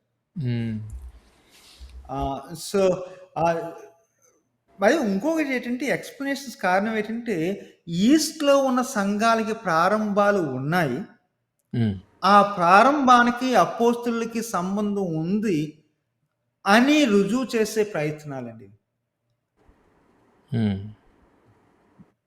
సార్ ఇప్పుడు ఈ యాక్ట్స్ ఆఫ్ ది థామస్ లో ఈ గోండోపోరస్ గురించి స్పెసిఫిక్ గా రాయటం జరిగింది కదా. క్రిస్టియానిటీ అండ్ ఇండియా ఈ బుక్ లో గోండోపోరస్ యాక్చువల్ గా 55 ADలో చనిపోయినట్టు రాసుకుంటూ వచ్చాడు. ఈ బుక్ లో మీరు చదవమన్న బుక్ లో 55లో ఆయన చనిపోయినట్లు రాసుకుంటూ వచ్చాడు. అంటే దేర్ మైట్ బి డిఫరెన్సెస్ అనుకోండి. అయితే నా క్వశ్చన్ ఏంటంటే, ఈ యాక్ట్స్ ఆఫ్ ద థామస్ లో చాలా క్లియర్ గా గోండోపోరస్ తన బ్రదర్ అయినటువంటి గాద్ వాళ్ళిద్దరి పేర్లు కూడా మెన్షన్ చేయటం జరిగింది. అయితే ఈ తక్షశిల దగ్గర కాయిన్స్ దొరికేటంత వరకు కూడా గోండోపోరస్ అనేటువంటి చక్రవర్తి పార్థియా ప్రాంతాన్ని రూల్ చేసినట్లు మనకి ఇంకెక్కడ వేరే ఎవిడెన్సెస్ లేవు. అంటే నేనేమంటానంటే, ఒకవేళ కల్పితమైతే కనుక చరిత్రలో నిజంగా ఉండి బయట ఏమాత్రం ఎవరికీ తెలియనటువంటి పేర్లు ప్రస్తావించడం అనేది ఎలా జరుగుండేది? డెఫినెట్గా మనకి 2nd century 3rd century నుంచే మనకి డాక్యుమెంట్స్ ఉన్నాయి యాక్ట్స్ ఆఫ్ ది థామస్ గురించి, వేరియస్ లాంగ్వేజెస్ లో ఉన్నాయి. దాంట్లో క్లియర్ కట్ గా ఈ బుక్ లో రాయటం జరిగింది, రాబర్ట్ ఎరిక్ అనేటువంటి ఆయన. సో అది జరిగినప్పుడు మీరు ఒక మాట చాలా స్పష్టంగా చెప్పారు, ఏంటనంటే దీంట్లో వాస్తవాలు కొన్ని ఉన్నాయి, పెళ్ళి ఎలా జరుగుద్ది ఇలాంటి విషయాలు ఉన్నాయి. అయితే థామస్ వచ్చాడా లేదా అనేటువంటిది మనం అంతగా ముద్ర కొట్టి చెప్పలేము అనేటువంటి మాట. But how do you reconcile that? అంటే అంత హిస్టారికల్ ఫ్యాక్ట్స్ ఇవ్వటం అనేది తర్వాత ఇప్పుడు ఈయన రాసినటువంటి బుక్‌లో అంటే ఇది టోటల్‌గా నేను ఒక క్వెషన్ కనిపాను. ఈయన రాసినటువంటి బుక్‌లో థామసు ఎంతమందిని ప్రభువులోకి నడిపించాడు? వాళ్ళు ఎవరు? అనేది ఆయన అంకెలిచ్చేయటం మొదలుపెట్టాడు. 17,480 ఫిగర్ ఇచ్చాడు. 17,480 6,850 మంది బ్రాహ్మిన్స్, 2,800 మంది క్షత్రియులు, 3,750 మంది వైశ్యాలు, 4,250 మంది శూద్రులు, 17,480 అనేది ఇచ్చాడు.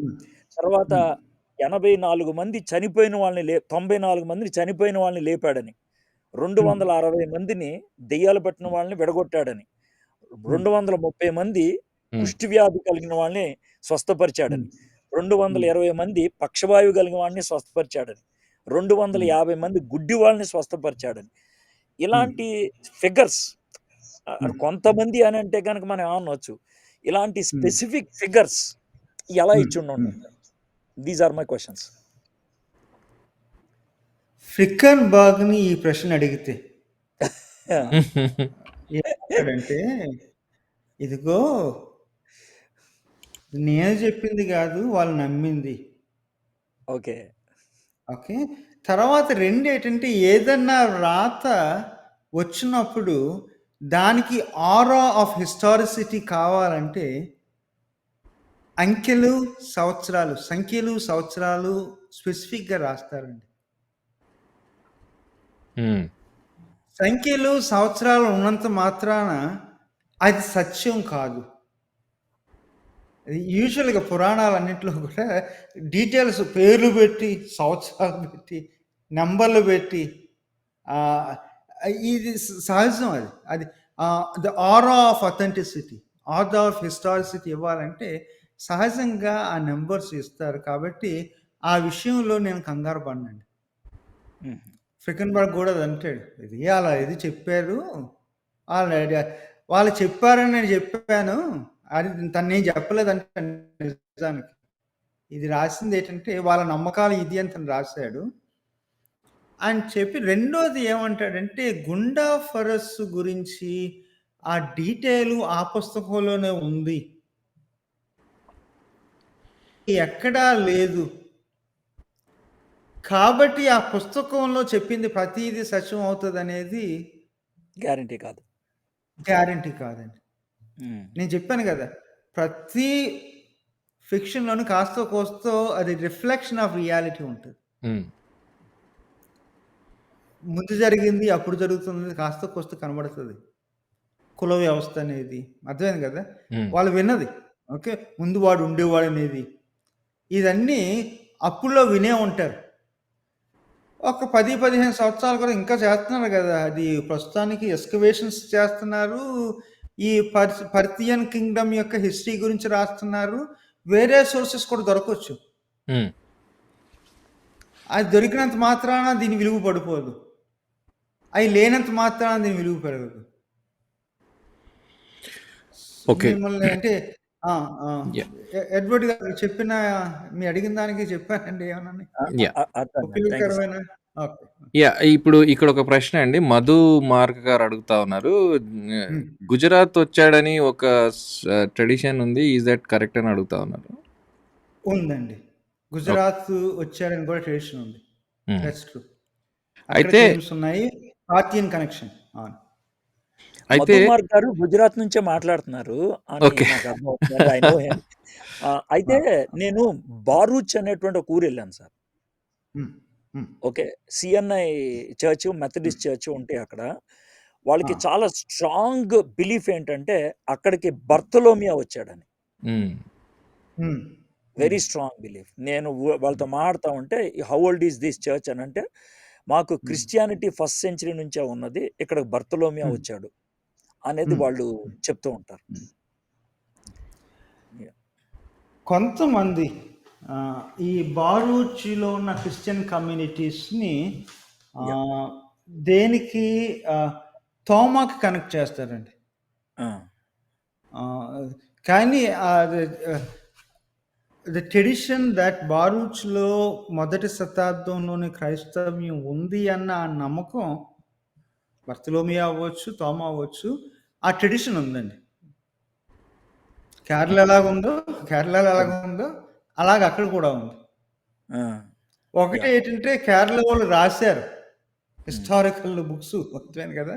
వాళ్ళు చెబుతున్నారు ఇంకా రాయలేదు. రాస్తే that will be a contender. Okay. ఇప్పుడు మీరు నార్త్, సౌత్ అని అన్నారు కదా! ఆ! యాక్చువల్‌గా ఈ నార్తోళ్ళు టువర్డ్స్ ద వెస్ట్ ఆ!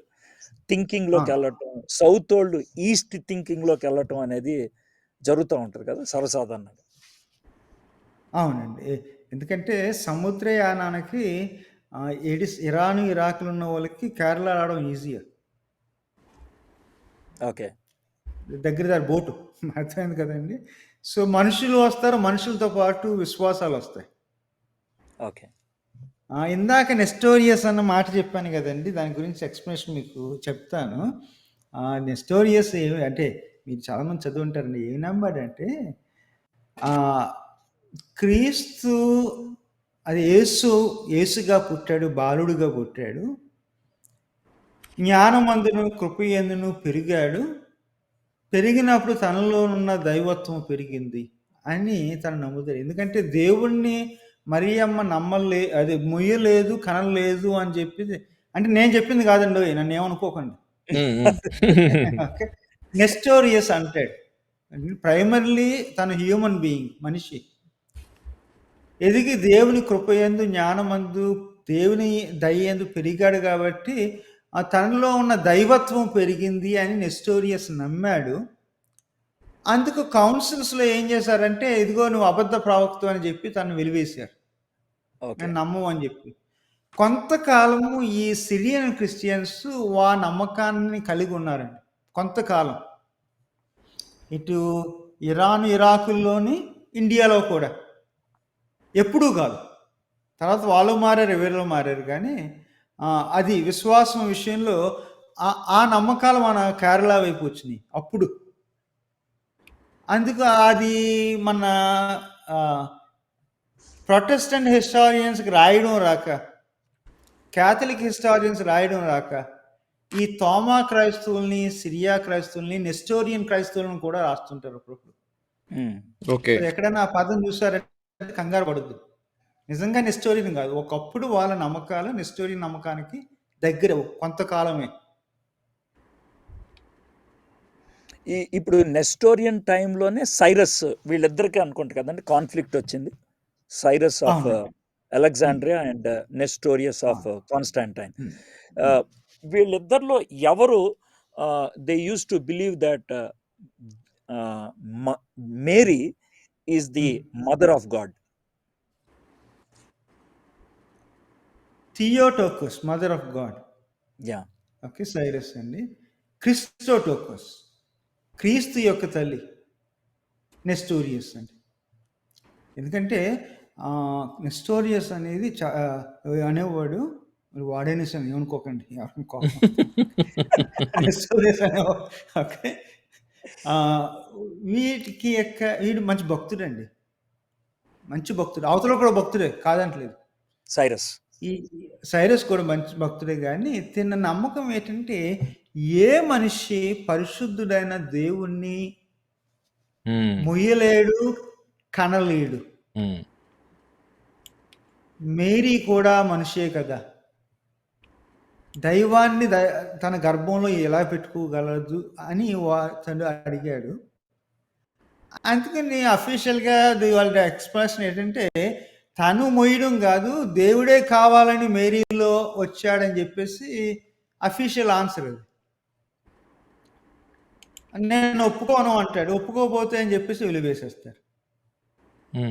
సో, కొంతమంది ఎవరన్నా తప్పులు ఎతకాలనుకున్న వాళ్ళకి నెస్టోరియస్ పనిచేస్తాడు. అర్థమైంది కదా! కానీ నిజానికి ఏంటంటే ఆ నెస్టోరియస్ అనే దానిని సంఘము ఆఖరికి ఎడిస్సాలో కూడా తర్వాత ఏమంటారంటే వాడు చెప్పింది రైట్ కాదని చెప్తా అంటారు. ఎడ్వర్డ్ గారు. అవును sir. Thank you sir. Yeah! ఈ ఫిలిప్ గురించి ప్రశ్న అడుగుతా ఉన్నారు. మీరు మెన్షన్ చేశారు కాబట్టి ఏ ఫిలిప్ అని అడుగుతా ఉన్నారు. ఏమని చెప్పగలరా? Evangelist Philip. ఏడుగురిలో ఉన్న ఓకే. ఫిలిప్పా? లేకపోతే అపోస్తలుడైన ఫిలిప్పా అని? ఇది అప్పుడు అపోస్తలుని ఒకవైపు, డీకన్స్‌ని ఒకవైపు 2 ఆఫీసెస్ పుట్టాయండి. హ్మ్. స్టీఫెను, ఫిలిప్పు వీళ్ళందరినీ డీకన్స్‌గా అభిషేకించి వీళ్ళు వేరే అపోస్తలులు కాదు. హ్మ్. నిజానికి అక్కడ గమనించట్లేదు గానీ, అపోస్తలుడైన పేతురు ముందుకు వెళ్ళకముందే పరిశుద్ధాత్మ దేవుడు డీకన్ అయిన ఫిలిప్‌ని ఒప్పించేసుకుంటాడు. అర్థమైంది కదా! హ్మ్. సో, ఆఫీసెస్ మట్టుకు మంచి ప్రశ్న అది. మంచి ప్రశ్నే గానీ, ఆ ఫిలిప్ యాహ్! బేసికల్‌గా ఎథ్నిక్‌గా కల్చరల్‌గా కూడా డిఫరెన్స్ ఉందండి. అపోస్తలులు కాస్తో కోస్తో పాలస్తీనా రూరల్ ఏరియాలో పుట్టి, వాళ్ళ భాష అరామైక్, వాళ్ళ పేర్లు హీబ్రూ. ఈ డీకన్స్ ఉన్నారు కదా! వీళ్ళు డయాస్పోరా వేరే వేరే చోట్ల పెరిగి హెలెనైజ్డ్. హ్మ్. వాళ్ళ కల్చరల్‌గా కూడా they are much more outgoing. Global అన్నమాట. So, the little difference. చెప్పండి. అడగండి సార్. ఇప్పుడు అంటే ఆహ్, థామస్ ట్రెడిషన్ గురించి అబ్జెక్షన్స్ రైజ్ చేసేవాళ్ళు. థామస్ రాలేదు అని మాట్లాడాలనుకునేవాళ్ళు. వచ్చి ఉండకపోవచ్చు అని మాట్లాడాలనుకునేవాళ్ళు.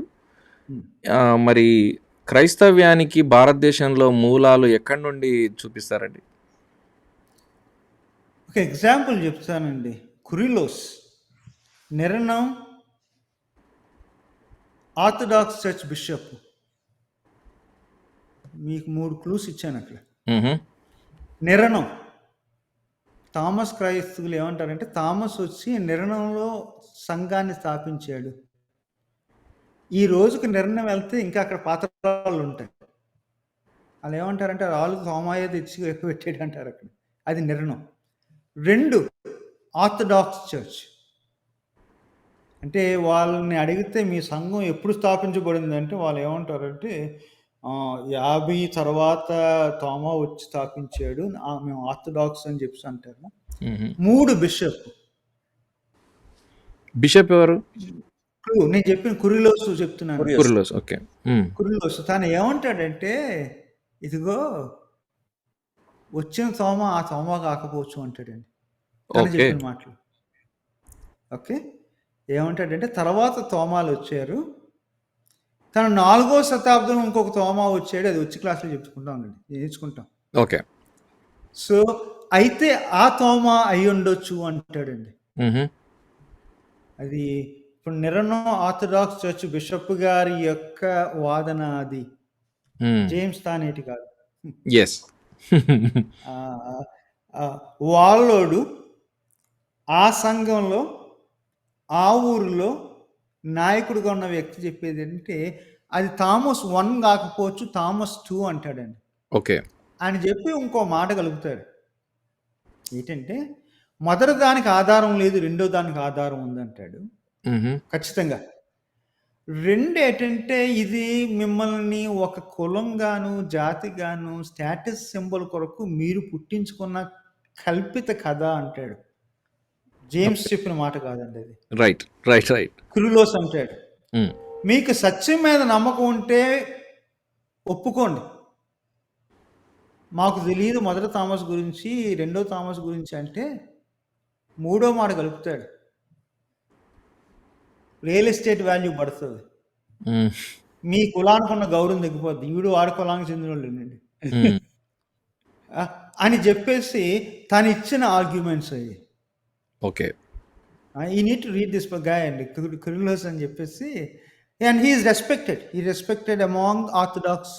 ఇది నిజానికి ఆర్థడాక్స్లో ఉన్న బిషప్లో కాస్త కోస్తో చదువుకుని యూనివర్సల్ అంటే గౌరవం పొందినోడు ఎవడంటే తినేనండి. నిర్మోహమాటంగా మాట్లాడతారు. ఓకే. అంటే ఏ కాలం అతనండి తను? కురిలోస్ ఇప్పుడు ఉన్నాడండి, బతుకున్నాడు. ఫేస్బుక్లో దొరుకుతాడు. I see. తన వయసు ఎంత? మిడ్ 50s ఉంటాయండి. మిడ్ 50s ఉంటాయి. ఇంక బతికాడంటే ఇంకో 40 సంవత్సరాలు ఉండిపోతాడు దాంట్లోనే అది పొజిషన్‌లో. ఇది చెప్తాను. ఇది చెప్తానండి. అర్థమైంది కదా! ఓకే. సో, ఎందుకంటే ఆ సంఘానికి ఇది బేసిక్ విశ్వాస ప్రమాణం కాదు. ఇది కాదన్నా సరే ఆ సంఘంలో బిషప్ గాను, మెట్రోపాలిటన్ గాను, పేట్రియార్క్‌గా ఉండొచ్చు. అందుకనే తనకంత ధైర్యం. ఓకే. ఎందుకోనే గాని థామస్ క్రైస్తవులు కానీ తెలుగు క్రైస్తవులు కోపం వచ్చేది. అలా చెప్పకపోతే నువ్వు క్రైస్తవుడు కాదు, విశ్వాసం కాదంటారు కానీ. యాహ్! అది తన సంఘంలో లేదు. అందుకనే తను అంత ధైర్యంగా చెప్తాడు. యాహ్! ఓకే.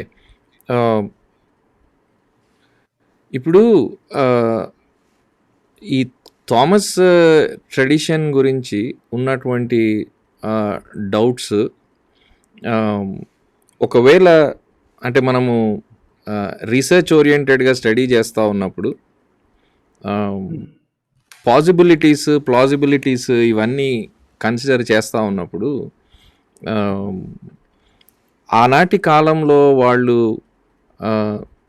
ఏ విధంగా చూశారు అనేది ప్రక్కకు పెట్టి ఈరోజు చాలా ఖచ్చితంగా ఇవే డేటు ఇదే అది చెప్పడం అలాంటివి చెప్పడం వల్ల సంఘానికి వచ్చే నష్టం ఏందంటారు? సంఘానికి వచ్చే నష్టం థియలాజికల్‌గా చెప్పాలా? హిస్టారికల్‌గా చెప్పాలా? మొట్టమొదటి థియలాజికల్‌గా మొదలెడతానండి. మొదటి శతాబ్దంలో నేను పేతురుకు చెందాను, పౌలుకు చెందాను, మరి ఇంకా ఏ పేరు చెప్పారు కదా వాళ్ళకి చెందాను అని వాళ్ళు అతిశయించేవారు. మేము ఓకే. Apostolic origins. దాన్ని పౌలు మాటి మాటికి అంటాడు, అతిశయించడం దాన్ని బట్టి కాదు. వాళ్ళు కూడా ఒప్పుకునేవాళ్ళు కాదేమో. అవునండి.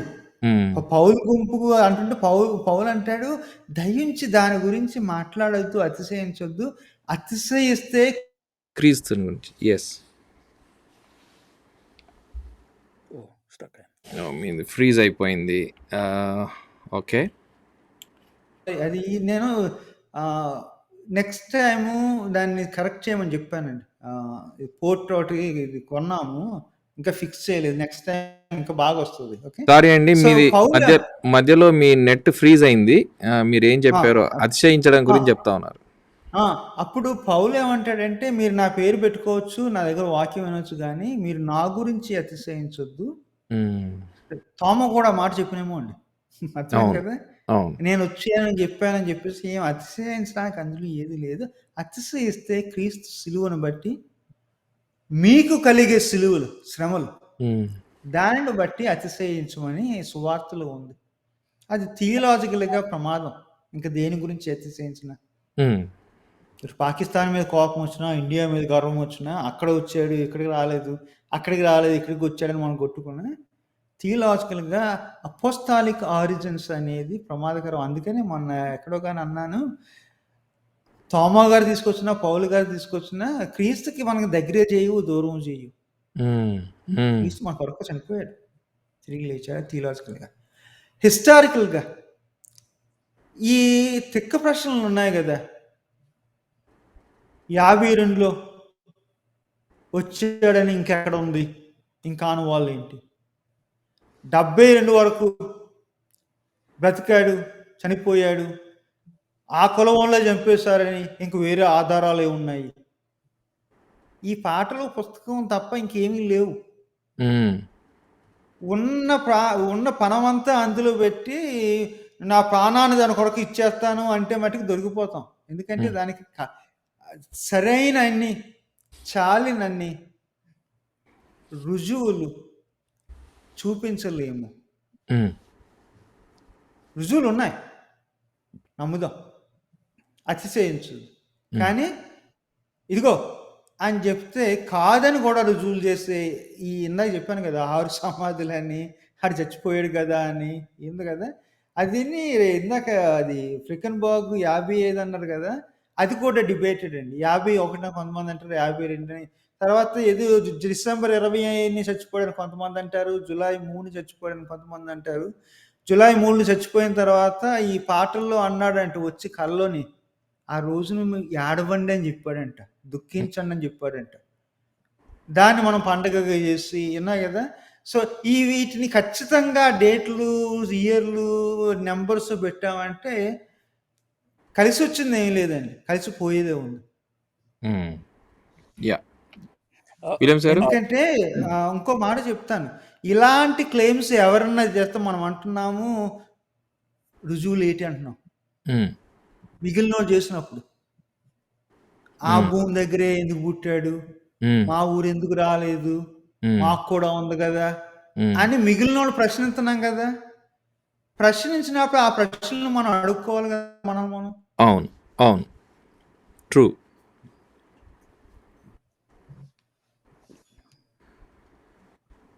యా విలియమ్స్ గారు సార్ ఇప్పుడు అంటే హిస్టరీ ప్రొఫెసర్గా ఇప్పుడు ఇది హిస్టారికల్ బేస్ అని అనటానికి ఎక్కువగా రిటర్న్ డాక్యుమెంట్కి మీకు వాల్యూ ఇస్తారు ఎవరైనా సరే హిస్టరీ. సార్ మరి song is also a return document. Song ఇప్పుడు ఎక్కువగా ఈ థామస్ ట్రెడిషన్ వాళ్ళంతా డిపెండ్ అయ్యేది సాంగ్స్ మీదే, ఆ సాంగ్స్ని బేస్ చేసుకొని. తర్వాత రెండోది copper plates.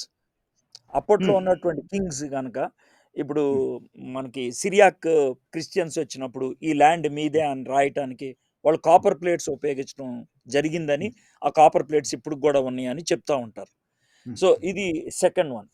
And third one ఏంటనంటే, నేను ఒక బుక్లో చదివింది ఏంటనంటే, ఒక హిందూ బ్రాహ్మిన్ ఫ్యామిలీ నియర్ పాలూర్, వాళ్ళ దగ్గర ఒక తాళపత్ర గ్రంథం ఉందని, దాంట్లో ఈ విధంగా రాసి ఉంటుంది ఏమనంటే, in the year of Kali 3153, that is 5253 India ప్రకారం, ద ఫారినర్ థామస్ సన్యాసి came to our village and preached here. దాన్ని వాళ్ళు ప్రిజర్వ్ చేసి ఉంచారు. సో అంటే నేను మిమ్మల్ని ఎందుకు అడుగుతున్నానంటే ఈ ప్రశ్న, why a historian is not taking these as evidences? We take it ఎవిడెన్సెస్గా చూస్తాం, కానీ దేనికి ఎవిడెన్స్ అనేది ప్రశ్న అండి. ఓకే దేనికి ఎవిడెన్స్? ఒకటి ఏంటంటే, ఎక్కువ వెస్ట్రన్ హిస్టారియన్స్ మీద అలిగేషన్ ఏంటంటే, రిటర్న్ డాక్యుమెంట్స్నే మీరు సీరియస్గా తీసుకుంటారు. Like acts of Thomas 3rd century serious తీసుకున్నాం కాబట్టి ఆ రోజుల్లో అక్కడ ఎడిసాలో ఉన్న క్రైస్తవులు దీన్ని నమ్మారు అనే దానికి అది రుజువు. పాటలు, ఓరల్ ట్రెడిషన్, పాడారు, తర్వాత అక్షరాల్లో పెట్టి పుస్తకాల్లో పెట్టారు, తర్వాత పెట్టిందిలేండి. మొన్న ఒక పుస్తకం చూశాను, వీళ్ళు పాడిన పాటలు అని చెప్పేసి మొదటి పేజీలో రాశారు, 4వ శతాబ్దంలో ప్రచురం అయిందని చెప్పేసి. నవ్వుకున్నాను. అంటే ముందు మొదటి పేజీలో అది సంవత్సరం కలిపారు, కాలం కలిపారు అనమాట అండి. సో పాటలు అన్నదానికి అది ఎవిడెన్సెస్సే, కానీ ఎవిడెన్సెస్ మొదటి శతాబ్దంలో జరిగిన దానిక, లేకపోతే తర్వాత వాళ్ళకి కలిగిన నమ్మకాల దానికి evidences? Okay. Copper plates, crosses అవి 3-4 శతాబ్దాలకి చెందిన ఆర్టిఫాక్ట్స్ అండి. కేరళలో నేను ఉన్నాను కదా, 2 సంవత్సరాలు టీచ్ చేశాను. ఇవి చూసేవాడిని, క్రాసులు చూశాను, కాపర్ ప్లేట్లు చూశాను. మీరు చెప్పిన ఈ నంబూతిలు ఇచ్చిన ఇది కాదు, కానీ వంశావళిలు చూశాను. బేసికల్గా నాకు వచ్చేది ఏంటి, ఇది ఎవిడెన్సెస్ ఏ సంవత్సరానికి చెందినవి. మనం చెప్పి ఇది నిజమని చెప్పే నిజానికి అది ఎంత దగ్గరగా ఉంది, ఎంత దూరంగా ఉంది. ఈ ఎవిడెన్సెస్ వాళ్ళ నమ్మకానికి ఎవిడెన్సా, లేకపోతే తోమా యొక్క రాకకి ఎవిడెన్సా? So we need to respect them అండి, అది పడేయద్దు. అదిని తోమా క్రైస్తవుని కూడా అంత తేలిగ్గా తీయొద్దు దయించి. అది ఏన్షియంట్ కమ్యూనిటీ. ఒకటి ఏంటంటే, ప్రారంభాలు మొదటి శతాబ్దంలో వీళ్ళు చెప్పిన డేట్లలో అయిందా కాదా అనే దాని గురించి చర్చించాం, కానీ వాళ్ళ ఏన్షియంట్ ఫెయిత్ కమ్యూనిటీ కాదు అని అనలేదు.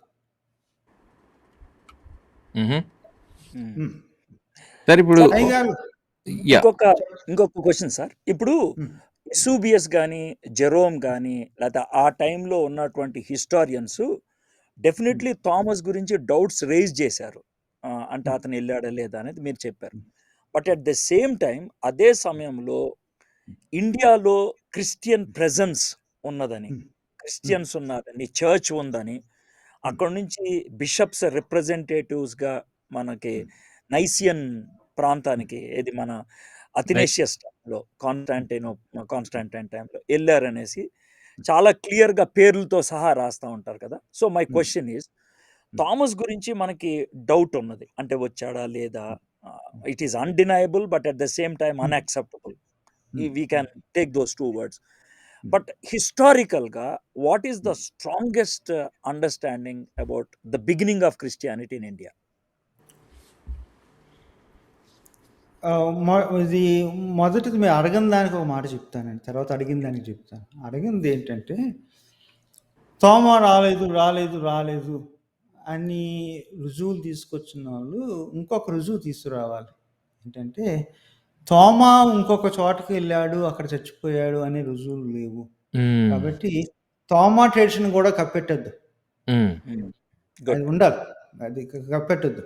ఓకే, అది బియాండ్ ప్రూఫ్, అంటే రుజువు అవసరం లేదు, తోమా ఇక్కడికి వచ్చాడు ఇక్కడ చచ్చిపోయాడు అని ఎవరన్నా రుజువు చేస్తే అప్పుడు రాలేదు అని మొదలు పెట్టచ్చు. సో అంత దూరం వెళ్ళొద్దు, అర్థమైంది కదా. రెండు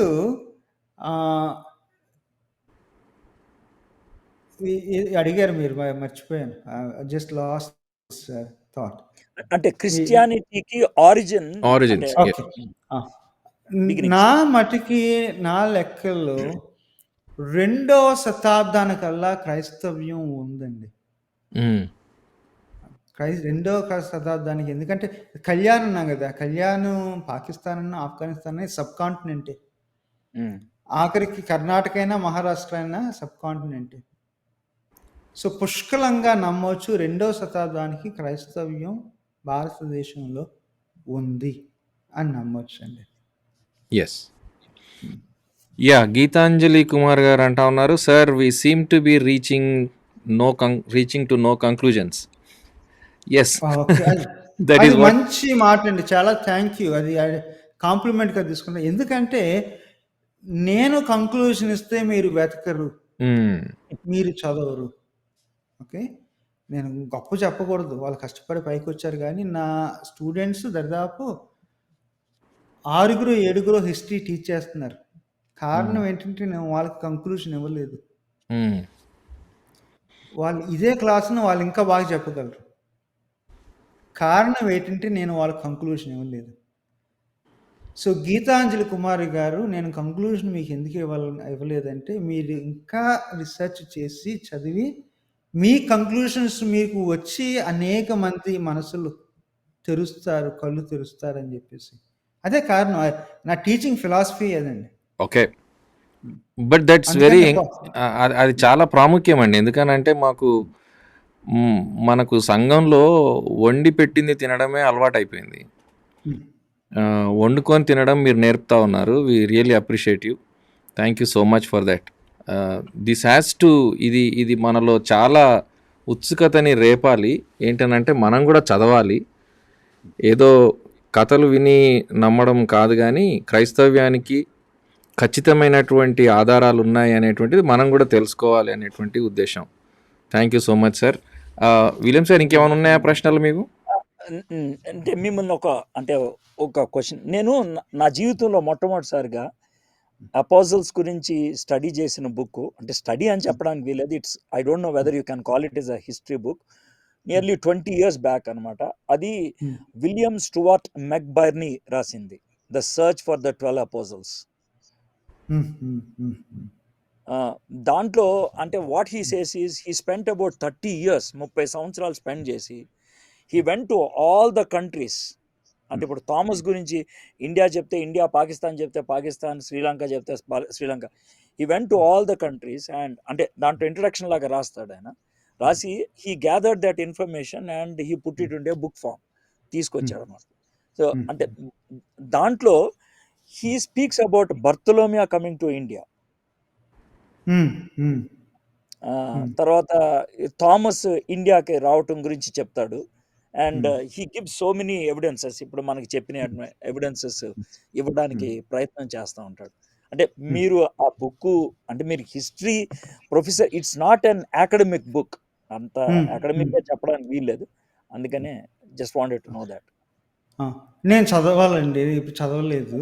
చదివి అది అంటే తన క్రెడెన్షియల్స్, తన క్లెయిమ్స్ యొక్క క్రెడెన్షియల్స్ అది చెక్ చేసే వరకు నేను సమాధానం చెప్పకూడదు. అంటే గౌరవం కాదు. Okay.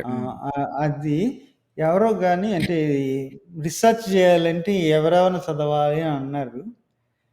Thomas south India tradition వైపు మొగ్గు చూపించింది ఏఎం ముండాడన్ అండి. మహామనిషి. అది అది చాలా గౌరవిస్తాను.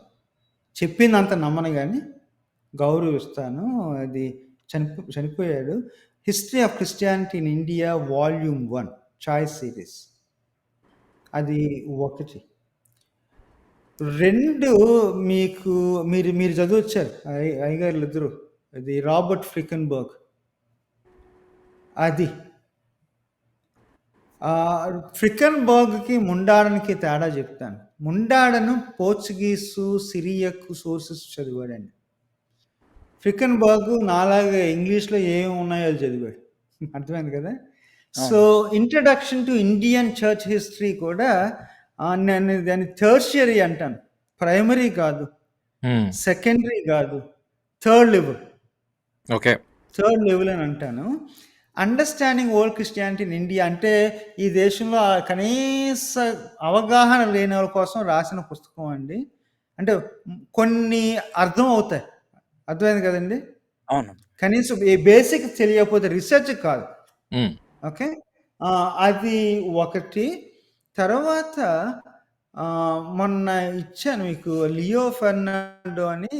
అది కూడా బేసిక్స్ రాస్తాడు. అది బేసిక్స్ పెద్ద ఏమి రాయలేండి. ఓకే, తను తర్వాత ఇది ఉంది. ఇది ఎలాగొస్తుందండి మీకు? అది ఓకే, మీరు చూపించండి. అది Christianity in India by Leo Fernando. అది రిసెర్చ్ కాదండి. అది అగైన్ ఇంట్రడక్షన్ కి. ఇది రిసెర్చ్ కి పనిచేస్తుంది. ఇది Saint Thomas and India. Okay, అంటే రీసెంట్ డిస్కవరీస్ గురించి ఏది రాసుకొచ్చారు. కానీ ముగ్గురు మలయాళీసే, ముగ్గురు సిరియన్ క్రిస్టియన్సే, ముగ్గురు క్యాథలిక్సే. ముగ్గురు దేని వైపు మొగ్గు చూపుతారంటే రుజువు చేయడానికి, వచ్చాడని రుజువు చేయడానికి. చదవండి కానీ మెలకువగా చదవండి అని చెబుతానండి. ఎవరిని చదివినా సరే మెలకువగా చదవండి అని చెబుతాను. నన్ను చదివినా సరే, అంటే నేను రాయలేదండి దీని గురించి, రాసిన తర్వాత నేను రాస్తాను. కానీ ఎవరైనా సరే కొంచెం మెలకువగా ఉండి చదవమని చెప్తాను. విలియం సార్, ఇంకేమైనా ఉన్నాయా మీ ప్రశ్నలు? నా చివరి ప్రశ్న అడగనా?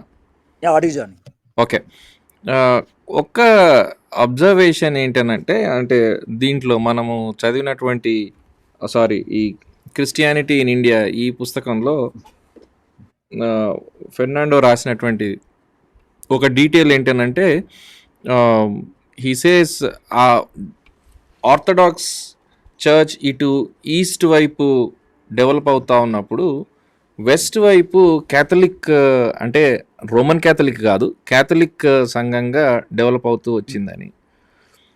అంటే మనకు వెస్ట్ నుండి మిషన్ దృక్పథంతో సేవకులు రావడం అనేది, అంటే డచ్ కల్చర్ వచ్చేంత వరకు, డచ్ వాళ్ళు వచ్చేంత వరకు ఈ మధ్యలో ఈ గ్యాప్ ఎందుకు వచ్చిందంటారు? మీకు మొదట్లో మంచి ఇది పాయింట్ అండి. సిరియన్ క్రిస్టియన్స్ అన్నాము, థామస్ క్రిస్టియన్స్ అన్నాము, నాజరైన్ క్రిస్టియన్స్ అన్నాము. వీళ్ళ నమ్మకం ఏంటంటే క్రీస్తు గురించి మిగిలిన వాళ్ళకి పరిచయం చేసేస్తే మిగిలిన వాళ్ళు వీళ్ళ కులంలో భాగం అయిపోతారని భయం అండి. అయితే మీరు నేను క్రీస్తుని నమ్మాం కదా, పిల్లలు నవ్వచ్చు కదా, కలిసి భోజనం చేయొచ్చు కదా, పక్కన కప్పెట్టచ్చు కదా అనే క్లెయిమ్స్ వచ్చే అవకాశాలు ఉన్నాయి. అందుకని దీన్ని ఎథ్నిక్ కమ్యూనిటీ అన్నాను. ఓకే, అది క్యాథలిక్స్ వచ్చి మళ్ళా మిగిలిన వాళ్ళకి పరిచయం చేసే వరకు అది తోమా క్రైస్తులుగానే ఉన్నారు. అందుకని నేను ఇందా నుండి ఇండియన్ క్రిస్టియన్స్ అని అంటలేదు వాళ్ళని. ఎగ్జాక్ట్లీ వాళ్ళ ప్రారంభాల గురించే చెబుతున్నా. అది వాళ్ళకే పరిమితం అయిపోయింది, మిగిలిన భారతీయులందరికీ రాలేదు. అందుకని ఎవరైనా భారతీయ క్రైస్తవులు అందరూ కలిపి మేము కూడా తోమా క్రైస్తవులు అంటే వాళ్ళు నవ్వుకుంటారు లోన. దానికి బాగానే ఉంది కానీ కాదు అంటారు. సో బేసికల్గా అది వాళ్ళ కమ్యూనిటీకి క్రీస్తు యొక్క సువార్త పరిమితం అయిపోయిందండి. Very sad. సార్ ఈ బుక్లో మన ఫికెన్బాగ్ రాసినటువంటి బుక్లో ఈ థామస్ క్రిస్టియన్స్ని ఆయన డిఫైన్ చేసేటప్పుడు Hindu in culture, Christian in faith and Persian or Syrian in doctrine అని అంటూ ఉంటాడు కదా. ఎందుకు అట్లాంటి డెఫినేషన్ ఇచ్చాడంట? అంటే వాళ్ళు ఆ హిందూ కల్చర్ను అన్నప్పుడు బేసిక్గా కాస్ట్ సిస్టమ్ని వదిలిపెట్టడానికి ఇష్టపడలేదు. అవునండి, కాస్ట్ సిస్టము ప్యూరిటీ, ఇది మంచిది, ఇది చెడు, ఇది శుభ్రం, ఇది అశుభ్రం, ఇవి ఉన్నాయి కదండి. అది హిందూ ఇది అంటే బ్రాహ్మణులకు దగ్గరగా.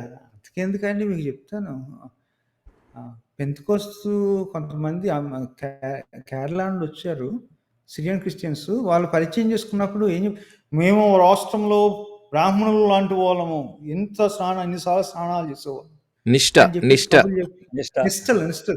సో అది ఉందండి, అది హిందూ బై ఫెయిత్. అది ఫికెన్బాగ్ ఇస్ రైట్. తర్వాత ఇంకొకటి ఏమన్నారంటే హిందూ ఫెయిత్ విషయంలో వచ్చే లోపలికి వీళ్ళు ఆర్థడాక్స్ అన్నాడు, కానీ ఆ విషయంలో కొంచెం జాగ్రత్త పడాలండి. ఎందుకంటే వాళ్ళలో క్యాథలిక్స్ ఉన్నారు, ఆర్థడాక్స్ ఉన్నారు. ఆర్థడాక్స్ లో మళ్ళీ 2 రకాలు ఉన్నారు. ఇప్పుడు కోర్టులో కొట్టుకుంటున్నారు. ఇప్పుడు కేంద్రాన్ని అడుగుతున్నారు, వచ్చి దయించి మాకు గొడవ తీర్చమని చెప్పేసి. ఎందుకంటే వాళ్ళలో ఉన్న నమ్మకం, వాళ్ళలో మళ్ళీ మార్తోమైట్స్ ఉన్నారు. కొంతమంది సిఎస్ఐ ఉన్నారు, కొంతమంది చాలా మంది పెంతెకోస్తలు ఉన్నారు. సో ఫెయిత్ విషయంలో మట్టుకి ఇది మచ్ మోర్ ఏమంటారంటే హెట్రోజీనియస్ అంటే అది డైవర్స్ అండి.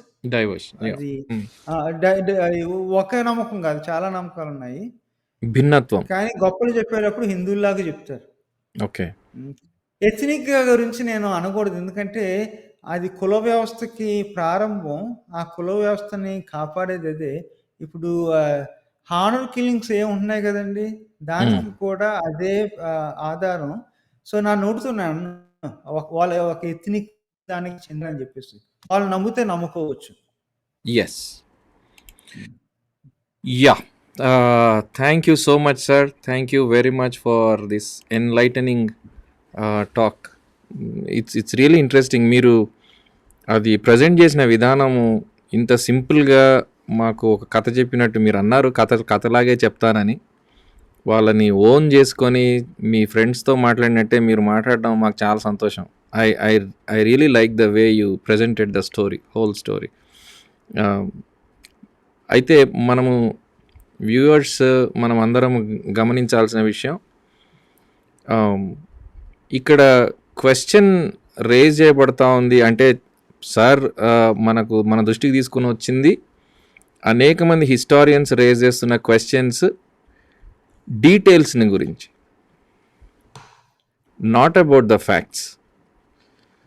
అంటే జనరల్ ఫ్యాక్ట్స్ ఉన్నాయి, ఆబ్జెక్టివ్ ఫ్యాక్ట్స్ ఉన్నాయి, వాటిని డీటెయిల్స్లో మన వాళ్ళు ఎలా సొంతం చేసుకుంటా ఉన్నారు అనేది ఆబ్జెక్షనబుల్ అనే విషయం మనం గ్రహిస్తూ ఉన్నాం.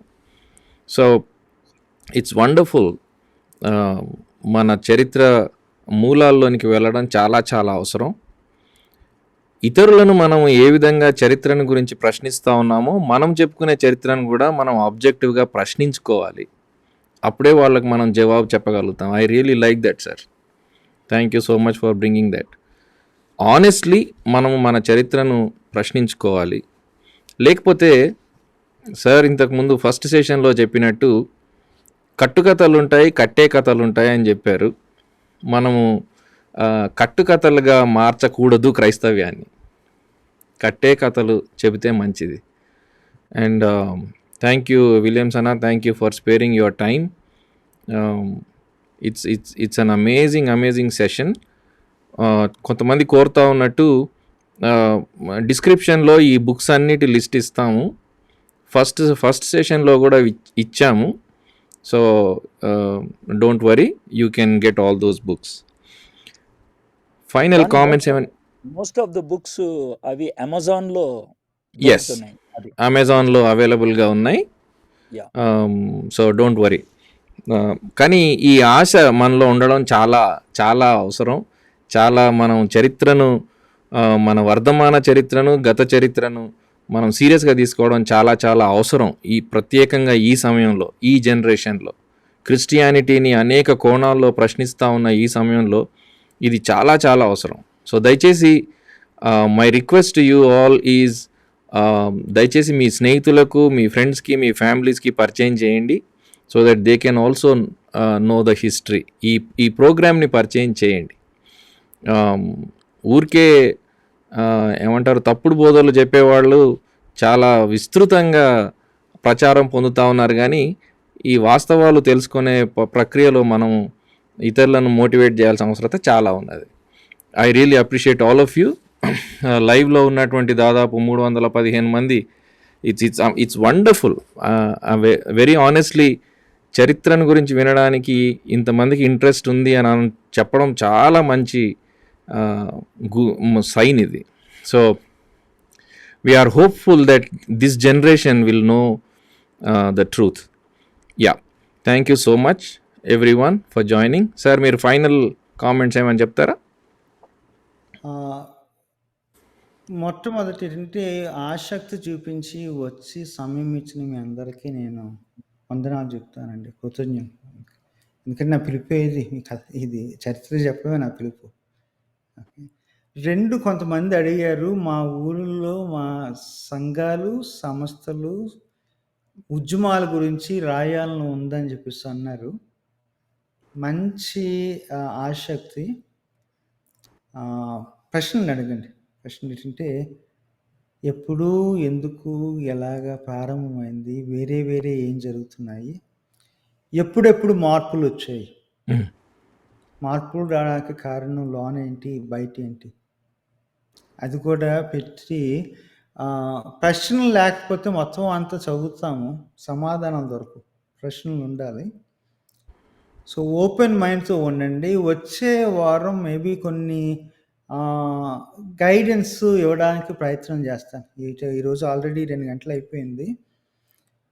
కానీ వచ్చే వారం, అంటే ఈ తోమా క్రైస్తవుల చరిత్ర మొదటి శతాబ్దం, 2 శతాబ్దాలతో అయిపోలేదు, ఇంకా ఉన్నారు. సో మిగిలిన చరిత్ర 4వ శతాబ్దం నుండి 16వ శతాబ్దం వరకు వచ్చే వారం చెప్పుకుందాం. కంగారు పడిన అవసరం లేదు. ఇలాగే కథలా చెప్తాను, వాడు వీడు అంటాను. ఎందుకంటే వాళ్ళ మీద గౌరవం, మీ మీద చనువు అంతే. అగౌరవం కాదు. సో వచ్చే వారం కలుద్దామండి. సెలవు తీసుకుందాం. Thank you very much sir. మీ ఇద్దరికి వందనాలు. మీకు చాలా వందనాలు. విలియమ్స్ గారు చిన్న ప్రార్థన చేస్తే మనం ముగిద్దాం. మా దేవా, ఈ చరిత్ర పుటల్లోకి వెళ్ళటం, మా యొక్క మూలాల్లోకి వెళ్ళటం ప్రభా ఎంత ప్రాముఖ్యమో మాకు అర్థమైంది తండ్రి.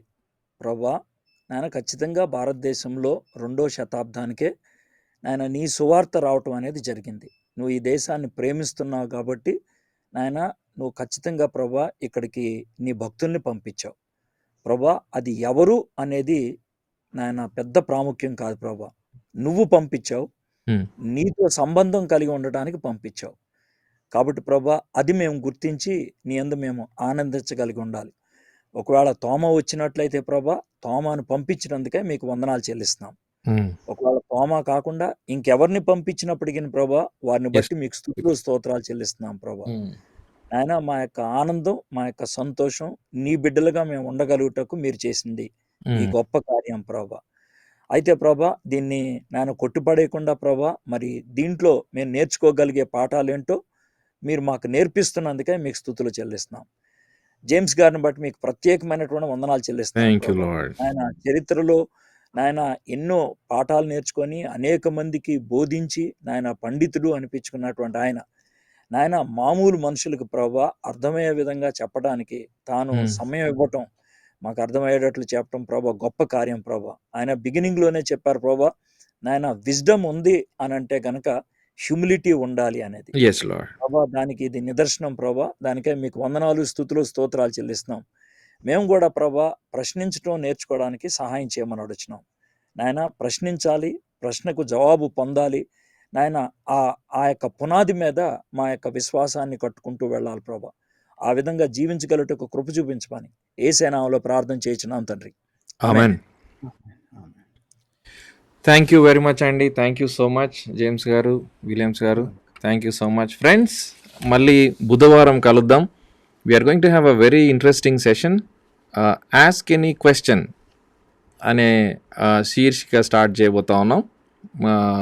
పోయిన వారమే స్టార్ట్ చేయాల్సింది, కొన్ని టెక్నికల్ రీజన్స్ని బట్టి చేయలేకపోయాం. అందుని బట్టి we apologize. But this Wednesday we're going to have ask any questions session. అయితే ఒక విన్నపం ఏంటంటే, ఆల్రెడీ ఆ రోజు లాస్ట్ వెన్స్డే విలియమ్స్ గారి ఛానల్లో చాలామంది ప్రశ్నలు పెట్టారు.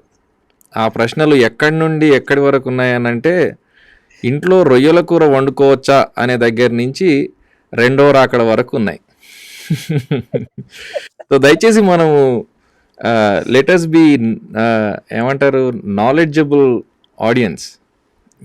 మీరందరూ చాలా ఆలోచించగలవారు. మనందరికీ మన విశ్వాసానికి, మన వ్యక్తిగత విశ్వాసానికి ఉపయోగపడే ప్రశ్నలు అడిగితే చాలా మంచిది.